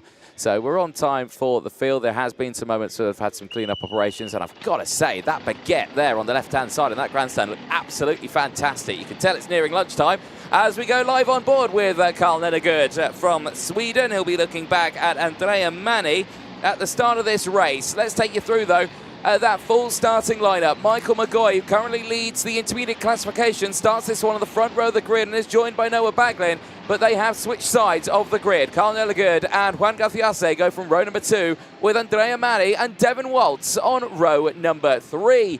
Row 4 will see Leonardo Gorski and Henry Constant Kumpin. They'll have Manuel Miguez and Antonio Petsonia on row number 5. Jos Mulder and Bosco Arias go from row number 6. Row 7 sees Jack Sullivanson and Ludwig Granqvist, and all Swedish row number 7. They'll see Drew Waltz and Felipe Sanchez on row number 8. Iskender Solfakari had a great race earlier on. We'll be starting on the 9th row of the grid with Lucas Bonholm. Then for the back on row number 10, we have Eric Paulsen and Nathan Capen, Egan Pedrotti and Ebi Rassen. Row 11, row number 12, Santiago Diaz de la Vega and Alex Molotta. Row number 13, Roland Nagy, as well as Patrick Christiansen, Yubo Wen and Amir Sabirov on row number 14. Row 15, Amelia Wismos Mirska and Mohamed El Bouzaki. Then row 16, Matteo Mazan and Manuel Martufi. Row 17, Daniel Oliver Sanchez and Adrian Eriksson. As you have seen, a couple of drivers in the second part of the grid deciding to go on half a fresh set of tires. So 2 slick tires have been put by Oliver Sanchez Mason, as well as Wen, Nagy, and Molota, and Rasum as well. So we're going to keep a close watch on the work that those drivers are going to be able to pull through the field. Those new tires, those new slick tires should give them a little bit of a help in their quest for better results, that's for sure. Indeed, right, past the red line they go. On the front, a little quick here. The field still very spread out at this point. They should be already side by side. They're still in a single file line, and you can see they're trying to hurry them up at the back of the grid. They don't look formed up at all here, but let's see if they can get it done before they enter into those tram lines. Hey, they've done a good job of it. Let's see if we're going to be racing this time. Into the tram lines we go. Lights are out. We go on board with Carl Nelligard from the inside of row number 2, but it's a sweeping outside start for Michael McGoy. The switch of sides worked out for him there. There's some drama in the background. Some cutting the chicane, as we'll see, and I'm pretty sure every single heat on this one. But it's a solid start, especially as well for Juan Garciase, who's now going to have gained 3 positions there. Make it that one there down the inside. Can he go for the lead? Not close enough this time around. Stays in second place as Baglin now will go on the attack. He takes the wide optimal line into turn 9, sweeps it turn 10. Can he get his nose down the inside for 11? The answer is no, and he'll stay in 3rd place on the opening stage of this lap. The Car Republic there just behind. Devin Waltz, the number 54 machine, though, is holding on to 4th place. Look to the inside. Not close enough this time away, as this was the view from behind. Oh, dear. Now, that was someone who was quite far up in the order there that was going wide. Possibly the victory lane of the Forza Racing of Eric Poulsen and Santiago Diaz de la Vega, because they've just tumbled right to the back of the grid, not to position they want to be in. Love that low-lying shot there as they crest over the hill. Beautiful shot as they go through, but keep an eye on this one. To the inside, Waltz gets through on Baglin, and now he goes wheel to wheel with Carl Nelligard, who is trying to really get involved in these top fighting. Yeah, that door was kicked right open, and unfortunately not going the way of Noah Baglin, who had nowhere else to go, and dropping another place to the 67 of Andrea Mani from Forza Racing. Well, Baglin just dropping down, and the 146 getting into trouble as well. This is Emanuele Martuffi from the IPK factory team. Such a shame, and you can feel a despair. Not happy at all, mechanical trouble by the look of it. And another driver having to retire this time around. Now, Michael McCaughey, in the meantime, 0.2 of a second from Juan Garciase. The other 2 leaders up into number 6. A little bit of a gap, all the meanwhile, while those 3 are left battling for P3. Devin Waltz, Carl Nicola, Andrea Mani, and Noah Baglin as well, as we said, who just tumbled down the order down to 6. But the battle is raging. McCaughey, not so much the chase, not so much the chasing away that he would have hoped for. Still very much. Oh, and a couple of drivers coming together, or is it the result of the, we had the IPK on the sideline, all coming together actually, so it felt like we had another big coming together, but we had Patrick Christiansen, Alex Molota, and Roland Nagy all down into on the other side of the track. We'll get back to that as 0.2 of a second still splitting our 2 drivers. You can see there's some transponder issue for Zulfikari and Sanchez. They are not currently leading the classification, as you can see, but we still have McCaughey and Garciase, so this will come back certainly right in just a moment. But Luca Bonham, in the meantime, putting the fastest lap in this race. Backlane just initially down the inside there. That's a big sideways moment as we go live on board with Carl Nelligard, and is that Bosco Arias, who was going for that initial lunge to the inside, completely sideways there. Now he's under pressure from the MP Racing team, Leonardo Gorski and Ludwig Granqvist, who are both piling on the pressure as Roland Nagy under investigation for potentially causing a collision. And Carl Nelligard there, well, seemingly a very strong start to his race, is now bearing the brunt of the field of the Championship of the Future Academy that have been racing all the way throughout this season, of course, at multiple different tracks across Europe, and now showcasing what they can do. This is your race leaders, though. McGoy and Garciase breaking away. They're behind Waltz and Mani, still 3rd and 4th. But seemingly not able to close in. This might help them out, though. Garciase down the inside, and McGoy down to 2nd place. We saw a very similar story to like this in McGoy's first race earlier on today. And I suspect he will not let that one go unpunished. He will try and get that move back sooner rather than later. Yeah, and he has time to do that. This will affect the classification of the heats, as you can see, with David Waltz picking up third place from Zulfikari and Miguez. As up to 6 drivers in the same picture entering the chicane. It is happening further back behind the 2 leaders, Garcias and McCoy. McCoy up to second, Waltz, Manny, Baglin still closing in from the second train of driver. Waltz and Manny were able to get the distance with Noah Baglin. Finds himself under the pressure of Bosco Arias, the Spanish driver from Luke Flynn. And look at that, the other train of driver, Ludwig Grankist, is leading this one in front of Leonardo Gorski, one of his teammates from MP. As we get on board. Dear. Oh, this is what happened actually. It's all going wrong there yeah. on the live. And oh my goodness me, Bonhomme tumbling down the order. He was tumbling down with many others there as well. He was around with Jos Mulder, Drew Waltz, Nathan Cappin, and as well as Felipe Sanchez. I think they're all around that area. A lot of them are going to tumble down the order now. And that is a huge, huge shame for them. Egon Pedrotti there as well, I think, was just caught out. And yeah, thankfully, though, a lot of them still in this race. Baglin now setting the fastest lap of that race. He is there in P5. He has got some clean air at the moment, with Bosco Arias not piling on the pressure just yet. Michael McCoy not able to re-attack on Juan Garciase at the moment. Is he thinking he might settle for a second place? I would hate to think the answer to that is yes. I think McCoy's looking for a clean sweep this weekend. And can he do it in those qualifying heats? Here is that moment again. So right on the rear bumper is Iskender Sulfikari. And as he's gone in, it's just one of those where I think he's just gone in a bit too deep. It's been a concertina effect come in. And yeah, he's run wide, and then all of a sudden there's 5 karts side by side, all fighting for one part of the track. And that is just a case of, everyone tripping over each other. That is such a shame there. And you can see how quite a few of them getting caught out. Right, back to the front. McCoy to the lead, has retaken it, and back to a perfect score of 200 points. Yeah, if it stays like it is, it could pick up win number 3, but Garciase has other ideas in mind. As win number 4, sorry, as the number 60 indeed. Amelia Wyszomirska out of the race, and I think she's okay, which is good to see, but not we want to see at all at this stage of the weekend. And once again, another driver on the sideline. That's really, per qualifying heat, we have a good number of them not finishing, not seeing the checkered flag due to trouble, mechanical trouble or incidents. So once again, Kristianstad, the MGM ring, being unforgiven for the competitors of the champions of the future. Noah Baglin, the fastest lap in this race from P5, trying to catch up with Manny, and the battle is raging still. 67 of Manny trying to catch up and try to resist from both Baglin and Bosco Arias.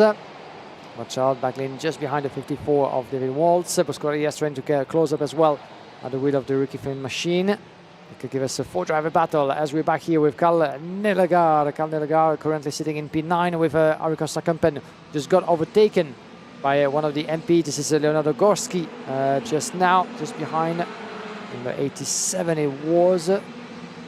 So let's see how this plays out. The final lap for McCoy. Juan Garciase split by just 0.2 of a second for the back Manny and Waltz. And if it stays like it is, win number 4 for McCoy, 200 points as you mentioned, Anthony. And we would see him pulling away into the junior classification from Baglin and Waltz. One more win, and that could be not only 25 points for the championship for the driver who won the last time out in Rugby, but also the pole position for the first of the 2 super hits taking place tomorrow. Let's run the inside, Baglin and Bosco Arias, the last battle of that race potentially. That would be for P7. And 2 drivers out at least of the track line. Razum and Salomonsson there as across the line. Michael McCoy does make it 4 out of 4. Superb drive. Garciase finishing second ahead of Andrea Manni. Then Devin Waltz and Noah Baglin. Bosco Arias from Antonio Pizzonia. From Leonardo Gorski, Henrik Konstantin and Carl Nelegaard rounding out the top 10. Confirmation it was the likes of Salomonsson and Eri Razum. They are still in the race, but they have tumbled down to 23rd and 24th. Michael McGoy on his way to his strongest performance so far at the start of a weekend. As the biggest mover there, we saw it, Amir Sabrov for the Birulak Racing team, the number 74, 11 places gained to finish in P17. Here's a look at the full results, and that's one the top 10 we've gone over. Ludwig Granqvist finishing in 11th place from Manuel Miguez. Felipe Sanchez finishing in 13th place ahead of Drew Waltz. Iskender Sulfakari from Erik Paulsen. Amir Savrov, biggest mover there in 17th, ahead of Jos Mulder, who rounded out the top 18. He's followed by Santiago Diaz de la Vega, Yubo Wen 20th, from Nathan Capen, Jack Solomonson, Ebbe Rasman, Matteo Mason, as well as Adrian Eriksson, Egon Pedrotti, and Mohamed El Bouzaki, the last one to see the checkered flag. A couple of pileups in this qualifying heat, costing the race to Amelia Izmomirska, Luca Bonham, Daniel Oliver Sanchez, as well as Patrick Kristianstad, Alex Morota, Roland Nagy, and Manuel Martuffi. Hopefully we can see that again in the highlights. Michael McGoy, 4 races, 4 wins for the junior driver from Koski Motorsport. Very much your leader, clear on points from Noah Baglin in the standing as it is. Now, let's see how it all played out on the left side. You could see that the outside line was getting a little bit ahead into turn number 1 and into the chicane than the rest, with Baglin on the inside couldn't actually take advantage of that switch of the front row. On board with Karl Nellegård trying to his luck as well. Didn't go according to plan for some of the drivers, cutting the grass into the chicane into that opening lap. Kunsten-Kumpin was the driver there. Yeah, the Tony Kart driver tumbling down the order. He was able then to make it up a little bit up to P9, so still a good result after what happened there. But Baglin being shaken a little bit as battling with one of the fusions in the early stages of that race, as we are running on board. But the first of the drivers to get out of this race was Manuel Martuffi from IPK, unfortunately. Get to see what happened, but seemed to be mechanical trouble. Yeah, indeed. Big sends as well down the inside. Andrea Manni pushing his way forward on this one. As you said earlier on, Noah Baglin was shaken but not stirred. He was able to push his way back to P5. At that stage, there was the big boot up the backside there from Antonio Pettonia on the likes of Bosco Arias, who was able, I think, just to, force the move there down the inside of Karl Nellegård, who later would tumble down the order. There was the change for the lead. Juan Calciase down the inside into turn number 9. This was the moment. Right, okay, keep an eye on this. You see how they've concertinaed it up there. A break at the front, then a bump in the back, and unfortunately for Iskender Sulfakari, kick-started a massive chain reaction that unfortunately kicked out quite a few drivers from that race. You can see there Egon Pedrotti got caught out. You saw as well there other drivers who were having dramas as well. DPK, Nathan Kappen also getting caught out. The energy course also getting spun around. Lucas Bonholm as well. And I believe that's Jos Mulder as well in the victory lane. New colours for Jos Mulder this weekend. But good to see that there were a few of them were able to get going. And then McGoy retaking the lead. A well-calculated overtake there, and was able to continue that drive away from the rest of the field. Strong end to the race for Andrea Manni as well. That second little overtake there to put him up into 3rd place, as Karl Nellegård was all over the road here. He had the field all behind him trying to go for those overtakes, and then we saw the drama right at the end as well, of course, with Solomonson and Ebbe Razum as well. They got caught out on that final lap as the fights continued. Baglin trying to get his nose down the inside and successfully doing so of Bosco Arias later on in the lap as he tried to get the up and under. Managed to do so. This was the Solomonson and Razum moment, and just hooked onto the rear bumper. Understandable, frustration, but when you get tangled up like that, it gets a little bit tricky for the drivers. Checker flag out. Michael McGoy continues that trend. 4 wins out of 4. He leads the intermediate classifications with 200 points. We're going to take a short break. Don't go anywhere, though. We'll be back with the last race of the morning phase before we head for the lunch break.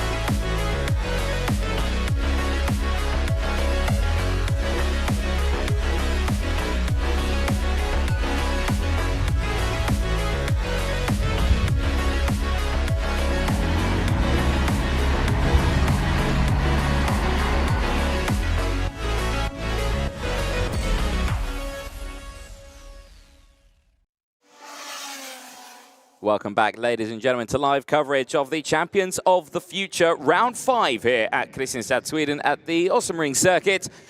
We are powering through the qualifying heats today. Out of the 18 that we've had already, a good number completed, with the last race of the morning phase about to head out into the circuit, which we'll see OK Group qualifying heat B versus E.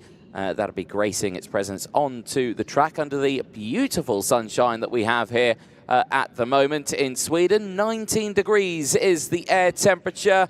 A drastically different day than what we've had over the last, well, yesterday effectively. It was very cloudy yesterday. It was unknowns with what it was going to be like. And today, much nicer conditions as the karts get started up, albeit one of them being very slow off the get-go there. Let's take you through, though, the full starting lineup for this last race in the morning phase. Christian Kostoja back out in circuit, second in the intermediate classifications and second in the championship. Starts this on pole position. Lev Krutulov starting alongside Oliver Kinmark and Indra Peschel on row 2. And of Louis Cochet and Oscar Gallin on row 3. Luke Cornder and Boris Leisen go from row 4. They'll have Chiara Batigue and Lewis Francis, who has got a brand new set of tyres on the left-hand side. Matthew Higgins and Emilio Koivisto go from row number 6. They'll have Joel Pokela and Elliot Kaczynski, who's also got a brand new set of tyres on the left-hand side. Sebastian Pavan, Tess van der Kerkhoff, Joe Turney, and David Trefilov round out the first half of the grid, with Trefilov also choosing a brand new set of tyres on the left-hand side. Row number 10, we're going to have Jedrake de Troja and Zijun Zhao. Row number 11, Aston Sharp and Angus Lopez. And we have Sidanos Kolovas and Radek Vavra on row number 12, all with a new set of tyres on the left side once again. Row number 13, Oliver Rasmussen and Jason Bradic. Row number 14, Sebastian Hedin and Marcus Kunas. Row number 15, Vanessa Siconati and Enrikas Klepikas. Then at the back end of the grid, Mathis Ometre, Alexander Dahlström, Christian Moziman and Austin Gale. All of those drivers, but one, Sebastian Hedin, choosing to go for new slick tires on the left side. So everybody going for left. There's a good reason to that. With most of the hairpins going right, you need a lot of grip on the left side of your kart. With Martin Bean, our race director, looking over the action. And one of the good advantage, talking to Martin Bean earlier this weekend, is that here, from the gantry he finds himself on, you can see pretty much the entire track. So for a race director, that's quite a good advantage. Not all kartodromos in Europe or in the world can provide that kind of advantage. With 19 degrees in the air, dry track still.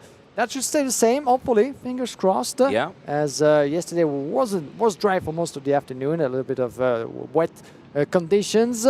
Are we going to go for the first time of asking? Yes, we are. Green light on the way to turn number 1. Good start and get away from Christian Kostoja from pole position in front of Kuterhoff, Kinmark, into the right and left on the chicane. And we do have everybody on board up until the breaking point of turn number 4. Good getaway for everybody here. Watch out not to get tangled just a little bit. As 307 from Energy Corsair left Kuterhoff dropping places all the way down to P4, I'm afraid. As one of the two victory lanes in the Koski, Oliver Kinmark, as well as Louis Cochet by Lukovic, just made their way past. Kinmark going wide, though, out of turn number 9. Might put him on the back foot here with Cochet and Krutulov just behind. And already look at Kostoja's lead. He did this earlier on. He's doing it again right now, and he's able to break away. Here's the drivers further behind, though. Joel Pokela is having a pretty decent one, but then everyone else is just trying to close in. Is that Sebastian Pavan who's made a brilliant start in this one? No, it's Indra Peschel who's there in P6. Chiara Batigue for company just behind. Great news from the Chiara Batigue camp. Of course, her being newly announced as one of the latest junior drivers for the Red Bull team, and certainly looking forward to seeing what she can achieve over the course of this weekend. It has been a tough start to her weekend, but she does know how to pedal over the course of this season, and that's why she has been spotted by the Red Bull backing. But we'll keep a close eye on the progression here, as the fighting still will rage on for the next few laps, as we're only on the second lap of the race. Very slow getaway for Oscar Gallin out of that second sector. I think he might have lost 1 or 2 places on that one, but he's still in a good position. Eyes on the front then. Kostoja crosses the line already, has got a 1.5 second lead from Kinmark, Krutulov, Cochet and Peschel, which is the battle we're watching on our screen here. Batigue is just behind, but again, not able to get the move done just yet. Luke Corner is still there. there is a look at your qualifying heats at the moment. Now, Kostoya does take the lead of that one, of course, but remember it is Ramekers who effectively leads the intermediate classification.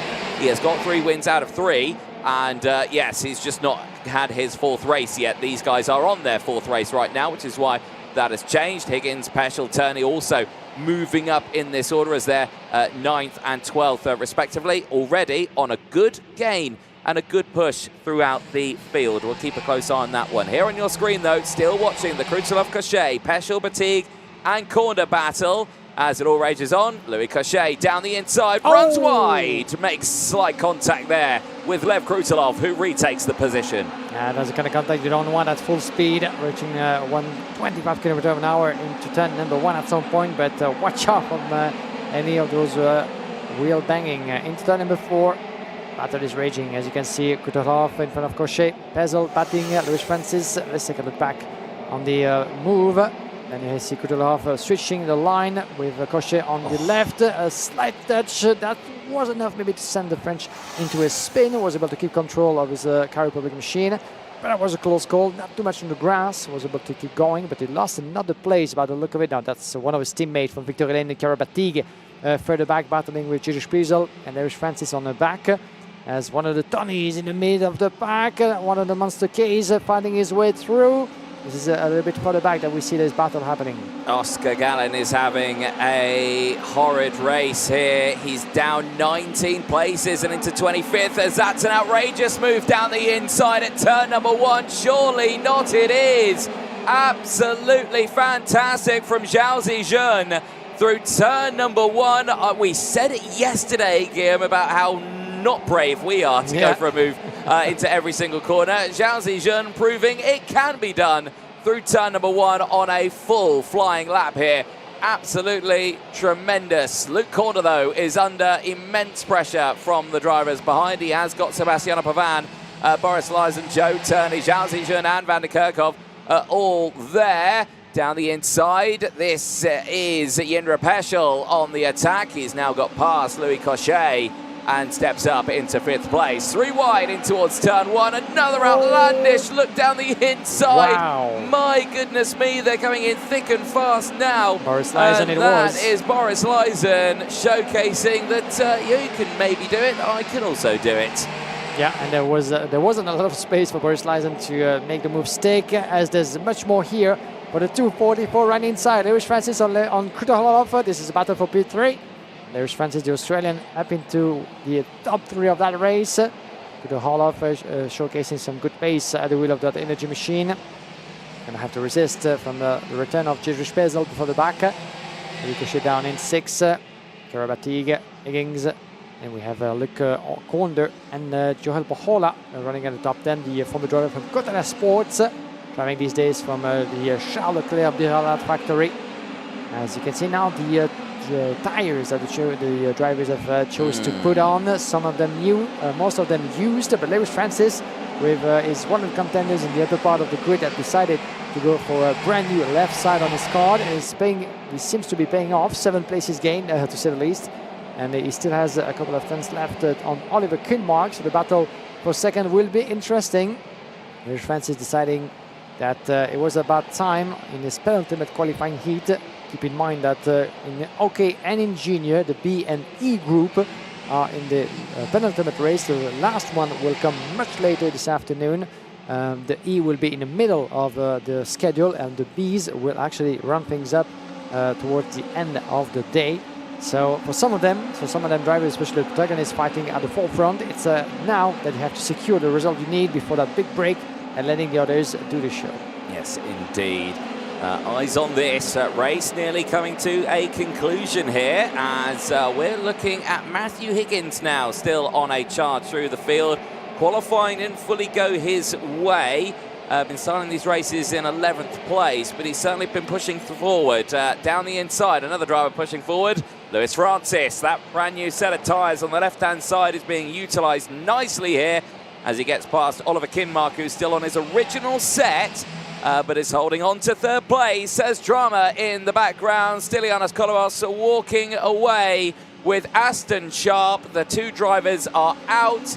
And there might be a bit of an arm problem there for Stylianos Kolovos. They have tangled together at turn number 7. It is a hot spot for overtaking, and unfortunately a hot spot for colliding as well. Battle for second place, though, on your screen. Here it is. Francis, Kinmark and Krutelov, second, third and fourth. They have got the Peschel Higgins-Cochet battle just behind as well. It's all closing in as Aaron Garcia sets the fastest lap of the race. And there's another driver on the sideline. You can see him now, the 326 we've lost in this race as well.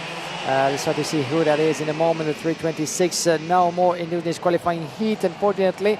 Or was it Enrikas Klepikas maybe that they've seen there onto the track? I think it might have been the 320 at this moment, but Austin Gale, I think, who is the latest driver out of this race. Yeah, he's gone backwards. So yeah, the 320 no longer in this race, which is a big shame for him. Well, there we go. We were speaking about how Zhao Zijun was very quick with his overtake through turn 1. Apparently he's now leading the race, but he isn't at the moment. He's still holding on to position, and timekeeping working on that one in the meantime.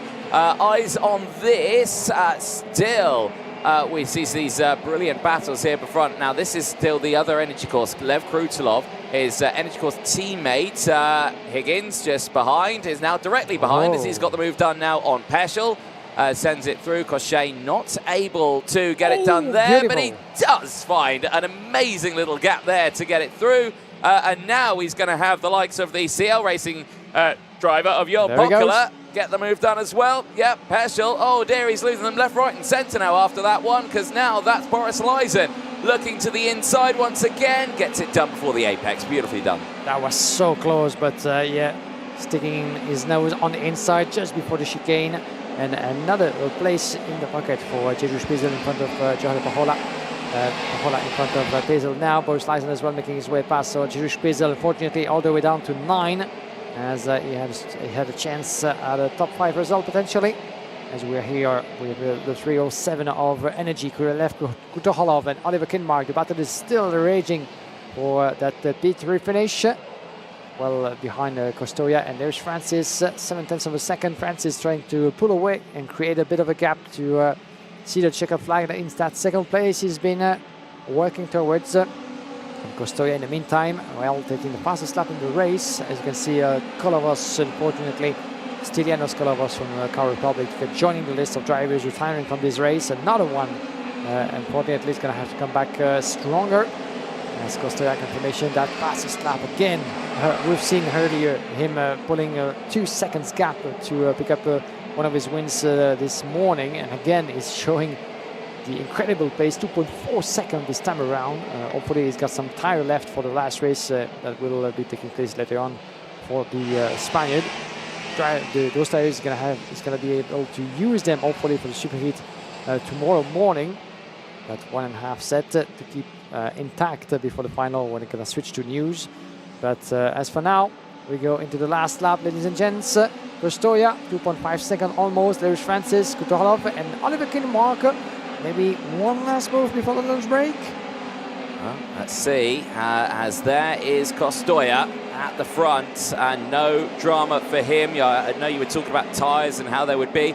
I mean, he's not had to fight anyone at the sharp end here. He's not had to do defensive lines. He could stick on the racing line. He could take it a bit calmer and control the temperature in those tyres, control the pace. And I think, you know, he's done a brilliant job on this one. And, of course, he hasn't utilised any fresher tyres. His tyre management so far this weekend, I'm sure, has been on point. Into the final corner, Christian Costoya will take the lead of the intermediate classification. But remember, Ramakas is on 3 wins out of 3. If he wins his 4th, he retakes the lead. But at the moment, Costoya is in control as he fights for the championship this weekend. Francis gets his best result, 2nd place across the line out of Lev Krutelov, Oliver Kinmark from Matthew Higgins, Louis Cochet from Joel Pokela, and Boris Lysen, Joe Turney and Sebastiano Pavan round out the top 10. There is your intermediate classification points on the right-hand side of your screen. Obviously, Costoya in control of that one, 188 from Kinmark's 170, Krutelov's 157. From the 150 from Ramakas, and Louis Cochet with 149. There's the top 10. Higgins now up to 6th from Joe Turney. Daniel, Kelleher, Peschel, and Francis, who round out the top 10 in those intermediate classifications. Well, that is the racing done for the morning. We'll see the highlights from this race. Here's your full results. The top 10 we've gone over. Peschel finishing in 11th place from Luke Corner. Chiara Batig in 13th from Zhao Zijun. Aaron Garcia from Mateusz van der Kerkhoff. Emilio Koivisto and Sebastian Heiden, who rounds out the top 18. That means P19, we have Oliver Rasmussen, Marcus Kunas, Radek Vavra, followed by Juraj Trocha, David Trefelov, Jason Bralic, Vanessa Sikunete, Alexander Dartram, Oscar Galan, and Enrikas Klepikas. Drivers missing out with Christian Mosiman, Matthias Ometre, Austin Gale, Ashton Sharp, as well as Stylianos Kolovos and Elliot Kaczynski. Unfortunately for them, as this round things up for the first part of today's schedule. Christian Custodia, the win number 3, as is currently leading, as you said, the current classification, 3 wins out of 4. Now, let's see how things all played out with, from pole position, no trouble whatsoever to get away in the lead for Christian Custodia, as the others were left battling just behind in the chicane. Good getaway for everybody there, as the likes of Kutoholov as well and Kinmark and Higgins trying to shake up the order a little bit, with Lewis Francis at some point making good use of his 2 new tires to fight his way through. Kinmark up into second at some point on that lap number 2. For 206 on the inside, going for the attack. It was Jerzy Spezel. At this point in time, well, it was one of the contenders for strong results before doubling down the order, finishing all the way down to P11. Indeed, yeah, and we saw Chiara Batig going for some of those moves there. Jarl Pokela going for the moves. Then we saw the fighting at the sharp end of the field. This dramatically close moment between Lev Krutelov and Oliver Kinmark. Amazingly, both of them able to keep it on the straight and narrow. Francis pushing his way through the order as well. This brilliant overtake from Zhao Zijun through turn number 1 and into the chicane. Little bit of contact between the two, but at the fastest part of the circuit, my goodness me, how they got through turn 1 and 2 unscathed, I'll never know. And with that, the fighting did continue. Too closely, though, for other drivers. Jarl Pokela pushing forward.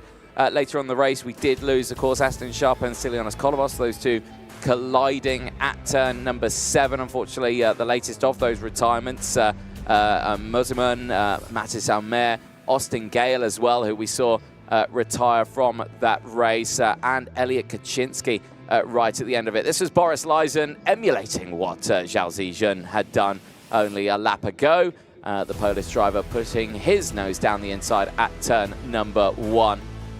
Fighting happening all the way throughout. That is how we lost some dramatic moments there. That was one of the CRGs. I think that was Christian Mosiman, who was the first of the retirements. There you can see a bit of an arm injury there. He was instantly shaking his hand. This was the Aston Sharp and Stylianos Kolovos moment, and you can see Kolovos, as soon as the adrenaline calms down, grabs his arm, and again, it's just one of those where drivers do feel invincible when they are racing. Yeah. You know, when you have a moment like that, you do realise how fragile the human body is at these sort of stages, and when the adrenaline wears off, then you really start to feel how much pain you're in, and that is a big shame there. Pokela continued to fight through the field. That was them getting past Peschel, and there you can see how Boris Lysen also trying to get through, and Peschel ended up falling all the way down to 11th place. Checker flag out, Christian Custodia at the front. Absolutely no dramas whatsoever. It's another race win for him, giving him, I think, now 3 wins, but that result he had earlier on in his first race, putting him on the back foot. Well, there you have it. That is the morning racing all done and dusted. But we do have, of course, the evening part, where we'll be down speaking to our drivers live. And, of course, that's where it gets to the money stage of the weekend, doesn't it, Guillaume, where we will see who is going to be starting where for those superheats and finals tomorrow. That is what you can expect to see coming up in around about 50 minutes time. Myself, Anthony Jordan, and Guillaume Alvarez will go silent now, believe it or not, as we take a lunch break, and we'll see you for the second half of the Champions of the Future Round 5 here in Kristianstad.